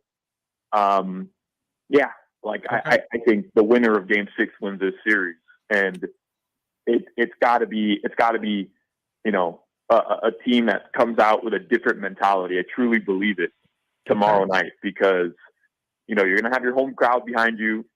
You get to come back home. The Heat, they haven't lost 2 straight in the postseason, or rather 3 straight in the postseason yet. Obviously, they've only had 3 losses before this series. So I do believe the winner of this Game 6 wins the series. Yes. Alejandro Solana, he'll be part of the Heat Radio Network tomorrow, pre-halftime and post. Follow him on Twitter, Alex M. Solana, Solana. Alejandro, rest up. Have a great call tomorrow, and hopefully the next time we talk to you, the Heat are in the finals. Agreed. Thank you very much, guys. Have a good weekend. Alejandro Solana. Heat Radio Network. Do you agree? Oh, yeah. Okay. Oh, yeah. So you think it's a series?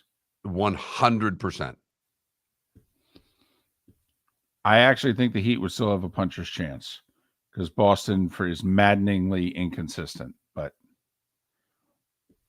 I would, if I'm the Heat, I really don't want to have to take that chance. No doubt about it. Miller and Moulton, thanks so much for listening. The Good, the Bad, and the Ugly in about 25 minutes right here on the Florida Sports Network. The waterways of Naples are a beauty to behold, and the Bayfront Inn has multiple ways for guests to enjoy the water and have some fun. Gather your family and friends and enjoy a leisurely day on the water with a pontoon or deck boat. If you prefer to explore the waterways without a motor, the Bayfront has canoes, standboards, and kayaks. At the end of your journey, enjoy lunch or dinner at the Bamboo Tropical Bar and Grill. The Bayfront Inn, something for everyone, on 5th Avenue in Naples. Located on the East Trail, locally owned Naples Tiki Bar and Grill is an outdoor eatery next to the Hitching Post Shopping Center. Island-inspired food with a true tiki theme. The best place in Naples to enjoy the beautiful weather in Southwest Florida. The Naples Tiki Bar and Grill offers a great menu for dine-in or takeout. Enjoy our famous pulled pork, huge burgers, and tiki bar cocktails. Don't miss happy hour every day from 3 to 6, and live music 7 days a week. See you soon at the Naples Tiki Bar and Grill, 11498 Tamiami Trail East. Ladies and gentlemen, once again. Yeah. Hi. Excuse me. Hey, the line starts back here. Ma'am, if your party's not here, you're going to have to go around and get it. If you had the opportunity to avoid all this, wouldn't you? Salt Live is the official transportation provider of the Miller and Moulton Morning Show, making your trip to and from the airport seamless and stress-free. Salt Live is supported with the help of local partners like the Bayfront Inn. Gather your family and friends and enjoy a leisurely day on the water with a pontoon or deck boat. If you prefer to explore the waterways without a motor, the Bayfront has canoes, standboards, and kayaks. At the end of your journey, enjoy lunch or dinner at the Bamboo Tropical Bar and Grill. The Bayfront Inn, something for everyone on 5th Avenue in downtown Naples. BayfrontInNaples.com. When you need a ride, book with Salt Live Transportation, 308-8686, or book on saltlivetransportation.com.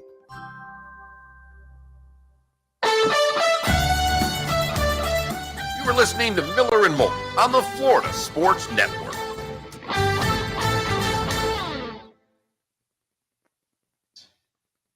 This is going from November of when this all went down yesterday. Oh, boy. Yeah, nothing to do with me. This is before my time. Somebody sent in complaints to the Department of Education Office of Civil Rights. So now they just, I'm sure everything that happened this year, like my wife always says, and I said to David, you don't have 3 coaches be relieved of their duties and then teaching, and then have a principal resign in the middle of the night without wrongdoing. It doesn't happen, Mark. If I'm stealing money here, I'm going to be fired. Right. If you have wrongdoing.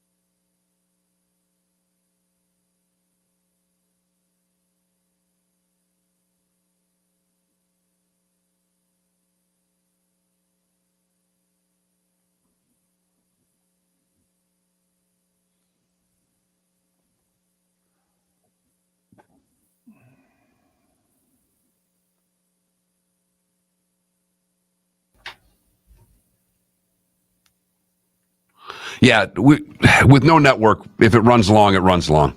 No. That's fine. No, those are Brando answers. So Oh, I know.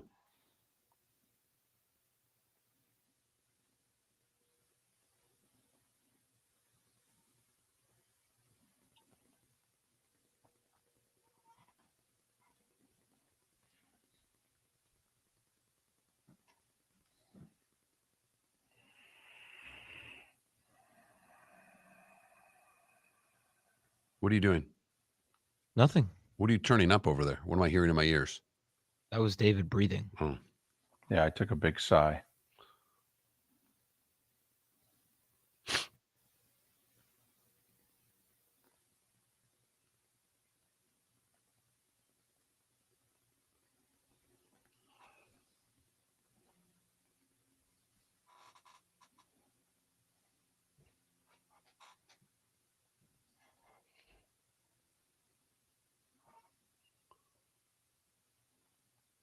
Ten seconds.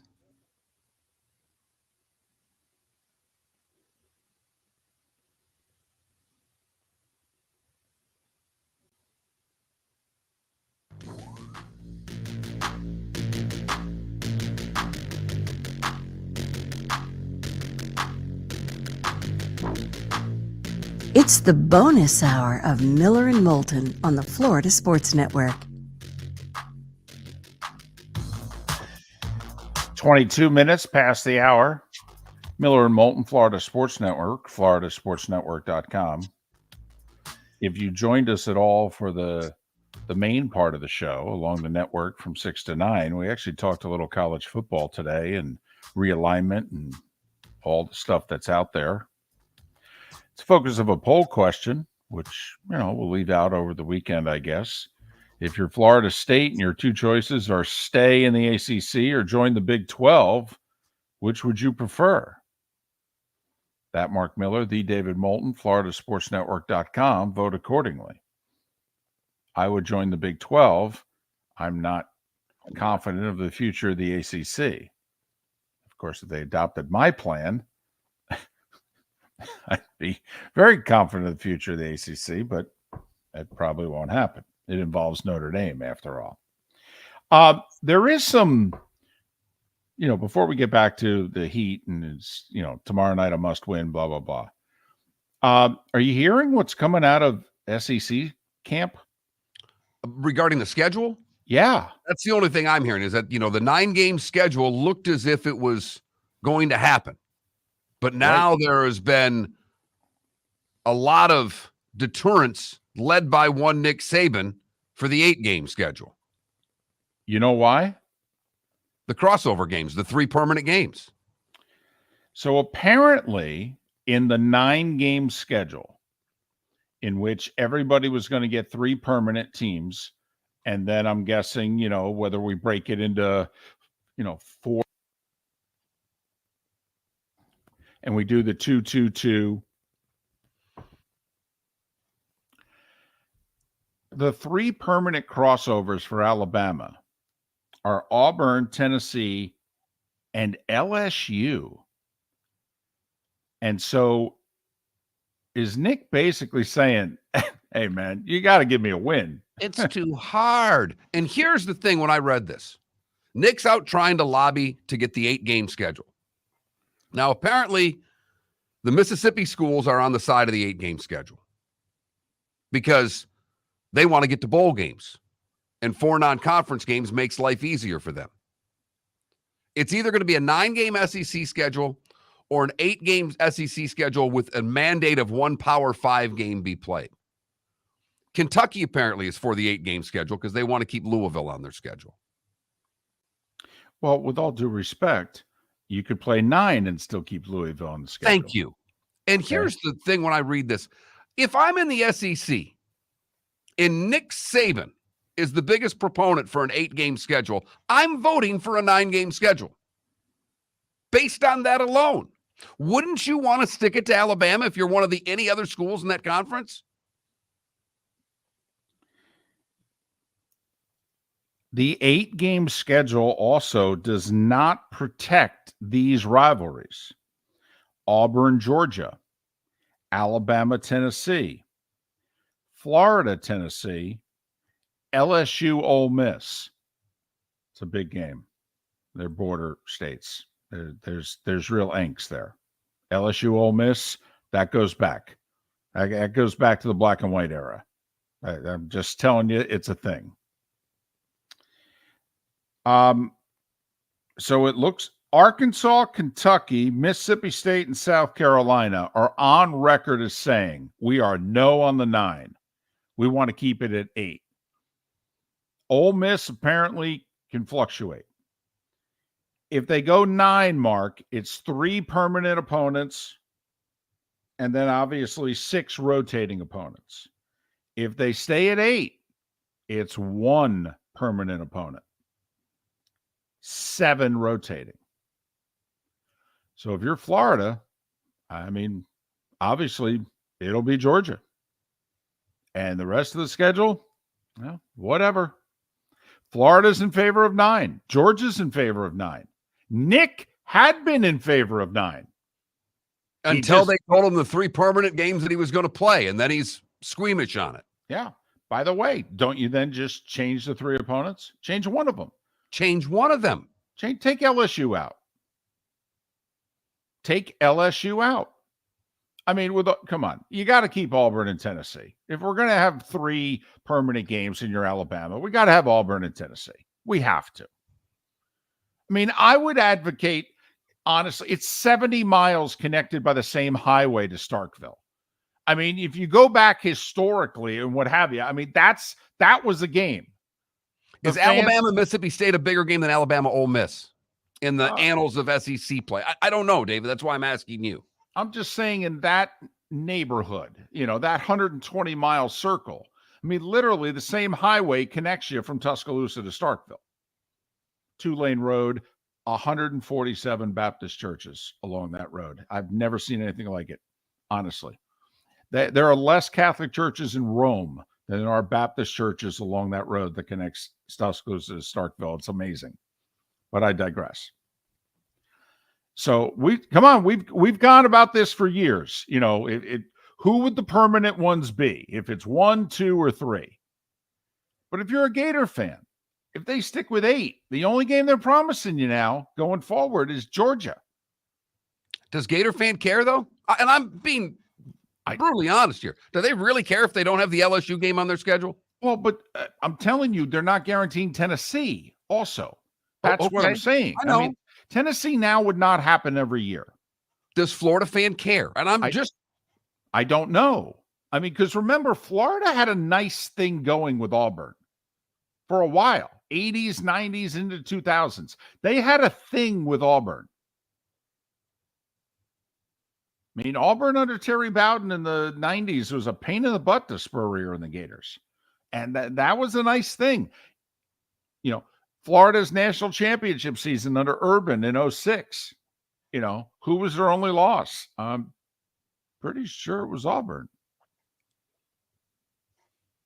2008, it was Ole Miss, but I thought in 2006 it was Auburn. So yeah, that's apparently, this is a real thing because they got to decide. But and I get Nick's the grand poobah of coaches and it's Alabama. If Nick Saban is in favor of something in the SEC, aren't I going the other way if I'm another SEC school? They've run roughshod over the conference for 2 decades. Do you really think that Nick's doing anything that's in the best interest of the conference or the best interest of Alabama? Well, there are times, and I understand that your gut feeling would be to go the other way. I get that. And if you're 8 schools in the conference, I would always go the other way. If I'm the 8 that never really seriously get considered for anything, I'm not amongst the power. But there are times when Nick does try to talk like he's the commissioner of the sport.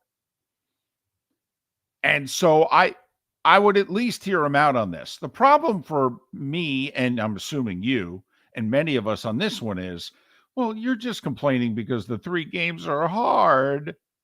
That's what it looks like to me. He was in favor of the 9-game schedule 6 months ago, and now he's not. What's changed? And Tennessee got good? Yeah, well, beg the question. Nick, if I change LSU to Mississippi State, Are we doing this? If I change LSU to Vandy, are we good? Just checking. Because I will say, though, I mean, think about that. That's the other thing. I'd look at Nick and go, Nick, you do know I can only guarantee one game. And obviously that game for you has to be Auburn. Nick, are you going to end the annual game against Tennessee? Because make no mistake, Nick, you're going to be the reason. You are not going to be able to get out of it. You will not be able to spin this any other way. And Nick, they love you in Alabama. Well, get it. They like playing the Vols on the 3rd Saturday of October. They didn't even like it when I got moved to the 4th Saturday. They want to play Tennessee on the 3rd Saturday in October every damn year, and then play Auburn after Thanksgiving. And what you do with the rest of the schedule, they'll deal with. So don't think we're not pinning this on you, because we are. And I wonder A&M where they are on this, because A&M, one of their in a 3-game permanent, one of their permanent would be Texas. Right. In a one-game permanent, Texas permanent is Oklahoma. And that's a really double-edged sword, because let's be honest, A&M hates Texas. They're deep down furious that Texas is joining them in the conference. Yet at the same time, if they're going to be in the conference, then we need to play those blankety blanks every year. And now you're telling me you're going to bring them in the conference over our objection. We were the only ones that voted against it, remember, was 13-1. So you brought them in, and now we don't get to play them. We don't even get the benefit of renewing the rivalry and playing them every year. Boy, is this great. By the way, only 4 of the schools, as we head to break, have cleared beginning next year. You know, the whole, we plan these schedules out years in advance. Only Auburn, LSU, Oklahoma, and Texas have currently cleared 9 dates for conference games. 12 of the other schools are sitting there going, so what's the answer? Man, do we need a college football grand poobah. We need a commissioner for the whole sport. There needs to be some uniformity. But I don't think we'll ever get it. Greg Sankey versus Nick Saban here. Who's got the hand? Who you betting on? One guy's the most powerful man in the sport. The other guy runs the SEC? Exactly. And Miller and Moulton. And by the way, the most powerful man in the sport is Sankey, and the guy who runs the SEC is Saban. Good, the bad, and the ugly. Today was a day one. What's on tap? That's how we finish off the week right here on the Florida Sports Network. The waterways of Naples are a beauty to behold, and the Bayfront Inn has multiple ways for guests to enjoy the water and have some fun. Gather your family and friends and enjoy a leisurely day on the water with a pontoon or deck boat. If you prefer to explore the waterways without a motor, the Bayfront has canoes, standboards, and kayaks. At the end of your journey, enjoy lunch or dinner at the Bamboo Tropical Bar and Grill. The Bayfront Inn. Something for everyone. On 5th Avenue in Naples. Hello, friends and family of Southwest Florida. Are you looking to tap into the electric vehicle market? Well, look no further, because we here at Southwest Florida Golf Carts have just what you need. E-bikes, golf carts, LSVs, scooters, and more. Come down and talk with one of our experienced sales reps, have a soda and a smile, and you could be cruising the streets in your new EV today. Stop by the store or visit our website at flgolfcarts.com and enter for a chance to win $100 off your next purchase by answering John's monthly sports question. David Moulton for Napa, Napa Auto Parts, and Napa Filters. Insist on Napa filters for your vehicles, or if you're a do-it-yourselfer, only buy Napa filters. Napa has a filter for almost anything on earth that moves, whether it's motorcycles, foreign and domestic cars, vans, SUVs, earth-moving equipment. You get the idea. Napa Auto Parts, Napa filters. Insist on them for your vehicles or if you're a do-it-yourselfer, only buy Napa filters. Located on the East Trail, locally owned Naples Tiki Bar and Grill is an outdoor eatery next to the Hitching Post Shopping Center. Island-inspired food with a true tiki theme. The best place in Naples to enjoy the beautiful weather in Southwest Florida. The Naples Tiki Bar and Grill offers a great menu for dine-in or takeout. Enjoy our famous pulled pork, huge burgers, and tiki bar cocktails. Don't miss happy hour every day from 3 to 6 and live music 7 days a week. See you soon at the Naples Tiki Bar and Grill, 11498 Tamiami Trail East.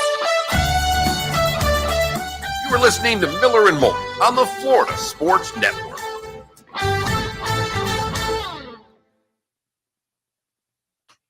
So I actually had that story up. I was reading it during the break, as you probably were, because Brandon Marcello there, or Bud Elliott, retweeted it out. But did you see the I didn't see the end of the spat there between Chambly and Harmon and Phil, where Phil attacked him and Chambly invited Phil on to discuss it. And Chambly has already blocked Phil. So Phil can't see anything that Chambly tweets. Someone retweeted it. And at the end of it, Phil says, "Brandel, did you say something?"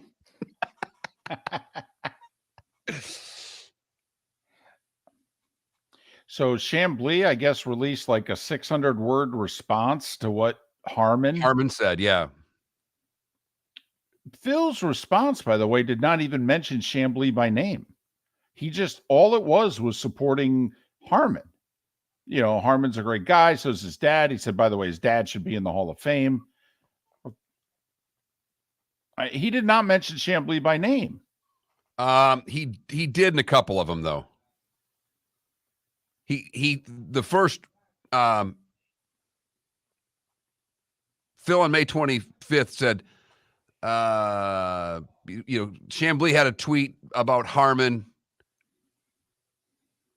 and then Phil responded with, "This guy, his network covers Russia and China Olympics. His PGA Tour funds an entire tour in China. You cannot be serious, John McEnroe," with a bunch of faces.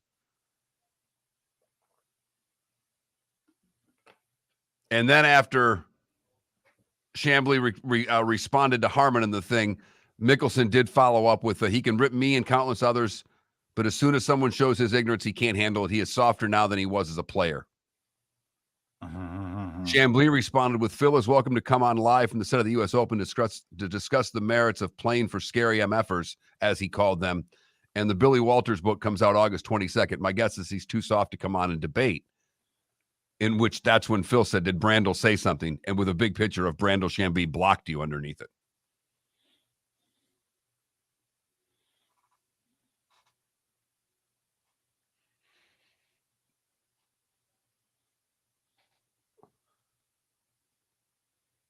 It would get very interesting, by the way, if Phil took him up on his offer.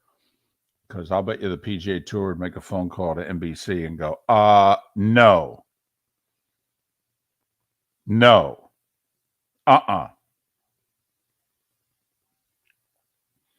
Because, Chambly would fillet Phil. And Phil would fillet Brandel and the PGA Tour. And if you're the PGA Tour, wouldn't you just rather keep that 15 minutes from never happening? Absolutely.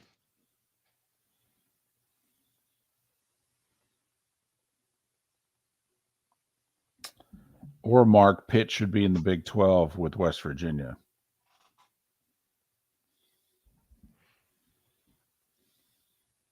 Because West Virginia ain't ever getting in the ACC. No, ACC presidents are like, invite West Virginia? You got to be kidding me. It's why I'm not so sure on Oregon and Washington. Because the Big Ten would rather take Stanford and Cal. The presidents would. And you know that. Not Mark, saying you're wrong. I'm just saying they'd rather take them. Not saying that they ultimately would do it. Mark, you don't have to. If there's 7 ACC teams that don't leave, and you add Notre Dame, that's 8. You let UConn stay in the Big East for everything else, but they're independent in football. You let them play in the ACC. Because remember, you got Pitt and Syracuse and BC. That's 9 teams. 8 conference games. You don't have to add anybody else. What I do think would be interesting, Mark, if you were the ACC and you had to add one regional school, would you add East Carolina or App State or App Coastal? Okay. Just curious, if you had to add a school from the region, which one would it be? RCB, you're saying that makes Auburn a top 10 school every year, which they are not. 10 seconds. And Tennessee's been once in the last 15 years.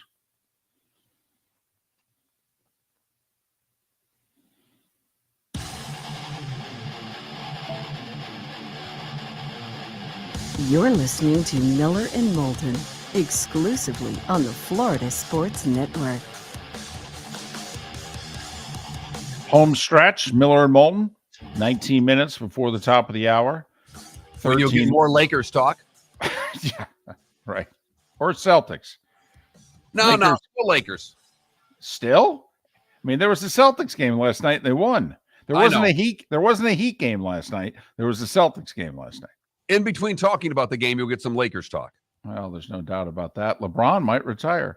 And Kyrie might go to the Lakers. Right. I was about to say, headline, get up right in front of me. Could Kyrie Irving sign with the Lakers and reunite with LeBron? That's all in 20 minutes. We're out of here in 12. And because of that, Mark, take it away. It's time for someone to take back this segment, if for no other reason than to stop David from talking about Meghan and Harry. Here's Mark Miller with Today Was the Day When. 1805, Lewis and Clark first sight the Rocky Mountains.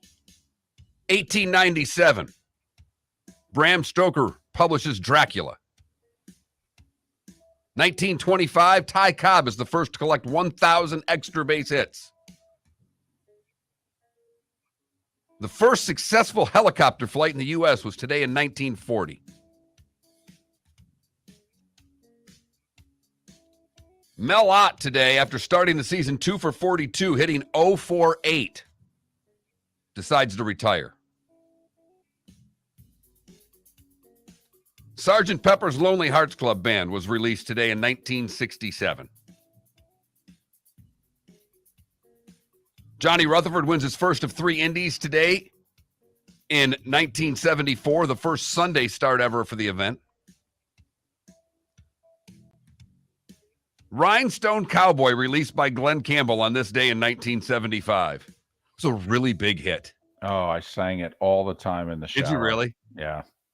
The song of the year in 1975, David. Oh, yeah. 1978, the first legal gambling casino opens in Atlantic City. Keyword there is first legal. Right. 1985, Danny Sullivan wins the Indy 500 over Mario Andretti. That was the race in which he had the 360 spin on lap 120 and still won the race. 88, Edmonton sweeps the Bruins for the Stanley Cup. This one really only for David. Today in 1990, the Phillies retired number 20. It was Mike Schmidt's uniform. Michael Jack Schmidt is who that was. By the way, that was the last Edmonton Cup with Gretzky.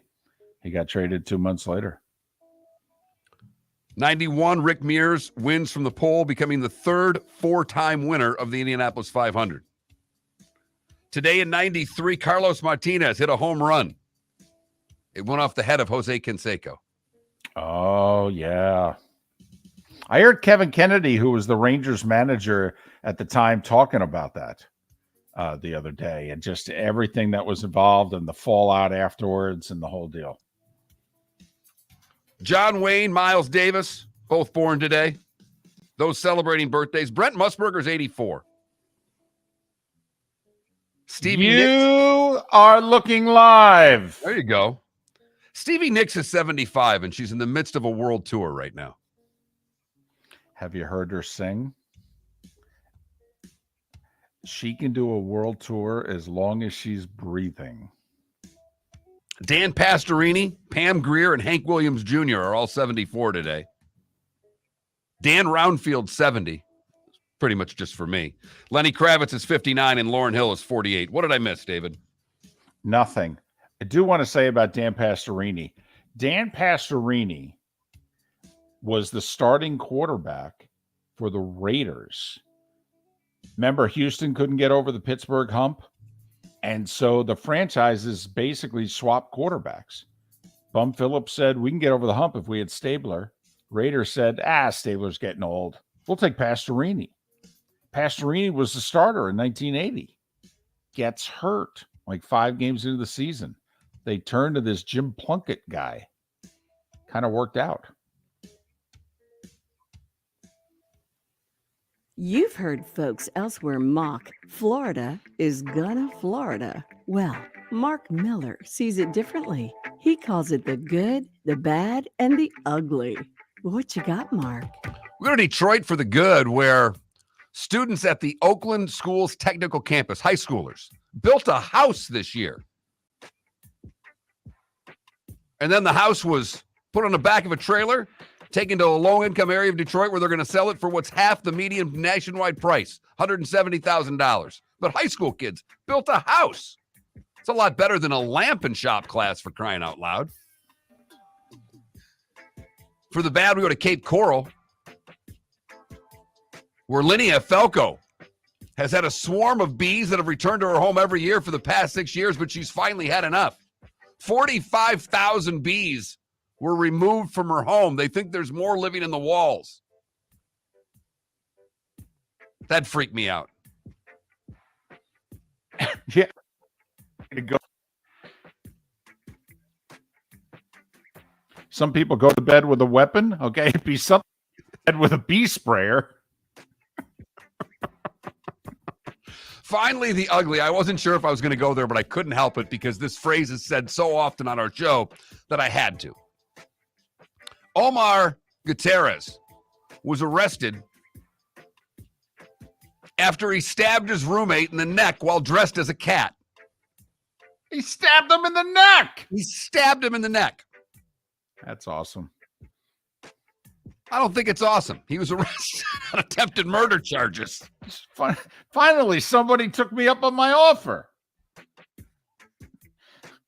Why'd you stab him in the neck? I listen to this sports show. This Moulton guy keeps talking about stabbing me in the neck.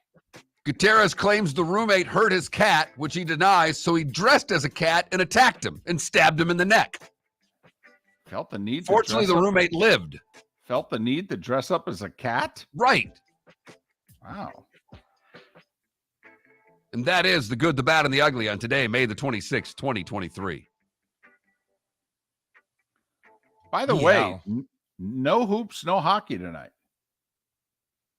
No, we got nothing. We got baseball. I'm supposed to hang out with my family tonight? Come on now. How was that hair? Baseball and softball. College baseball, college softball. Everybody's playing in the majors tonight. By the way, World Series rematch / preview tonight at the Trop. Rays and Dodgers, the first of 3. I mean, it's Jalen Beeks against Noah Syndergaard. It's, it's not exactly McClanahan against Kershaw or anything, but still. I mean, Rays Dodgers tonight. They have the best records in their respective leagues, right? Yes, absolutely. I mean, the Dodgers just got done taking a series from the Braves, and I think because of it, they moved ahead of them in the standings for best record in the league. The Braves still have it. Sorry. Oh, do they? A half game. I thought you were right, and I stand corrected. So, Rays and Dodgers, first of 3 tonight, 6:40 at the Trop. Marlins are in Los Angeles to play that other team, the Angels, who are on a bit of a roll. Florida State softball, 8 o'clock on ESPN against Georgia. If they win, they advance to the College World Series. They won game 1 of their best of 3 last night. So FGCU baseball's got a game today. It means nothing for them. They're through to the semis tomorrow. And I believe the way they're doing the ASUN tournament now is the 2 winners Saturday play Sunday. That's it. So it doesn't matter if you get through and you're undefeated. I don't believe there's a whole double elimination losers thing. Once you get to the weekend, it's just 2 semifinals and then finals on Sunday. And they have no shot at an at-large, do they? Probably not, Mark. If they had finished, they went 2-5 in their last 7. If they had gone 4-3 or 5-2, I think if they got to the final, they would have gotten an at-large. But right now, their RPI is around 61, 62. Usually, a smaller conference school like that can have an RPI much above the low 50s, if not the mid to high 40s. A big boy could get in the mid 50s. It's tough to have FGCU's RPI and get in as an at-large. I will say, though, they're at, what's the magic number? It's at 40 a lot of times. FGCU's at 40 wins. But, Florida State winning that series against Florida State doesn't look nearly as good now because Florida State had their worst season in 45 years. And no Miami and no Florida on the schedule either. And which one of the FIU that they lost, 2 or 3 from? They lost 3 or 4 to FAU also. And FAU's got an RPI around 70. So FGCU, they're going to play today, win or lose. They play tomorrow in the semis. They need to win Saturday, Sunday to be ASUN champs. They've only done that one other time before.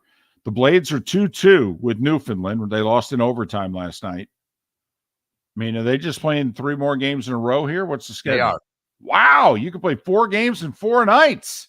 I think there's a break there, but I think there's a little break. But yeah, it's 4 straight in Newfie, 3 at home and then 4 on the road. All right, tomorrow night. Do the Heat get it done, or is there a Game 7 on Monday?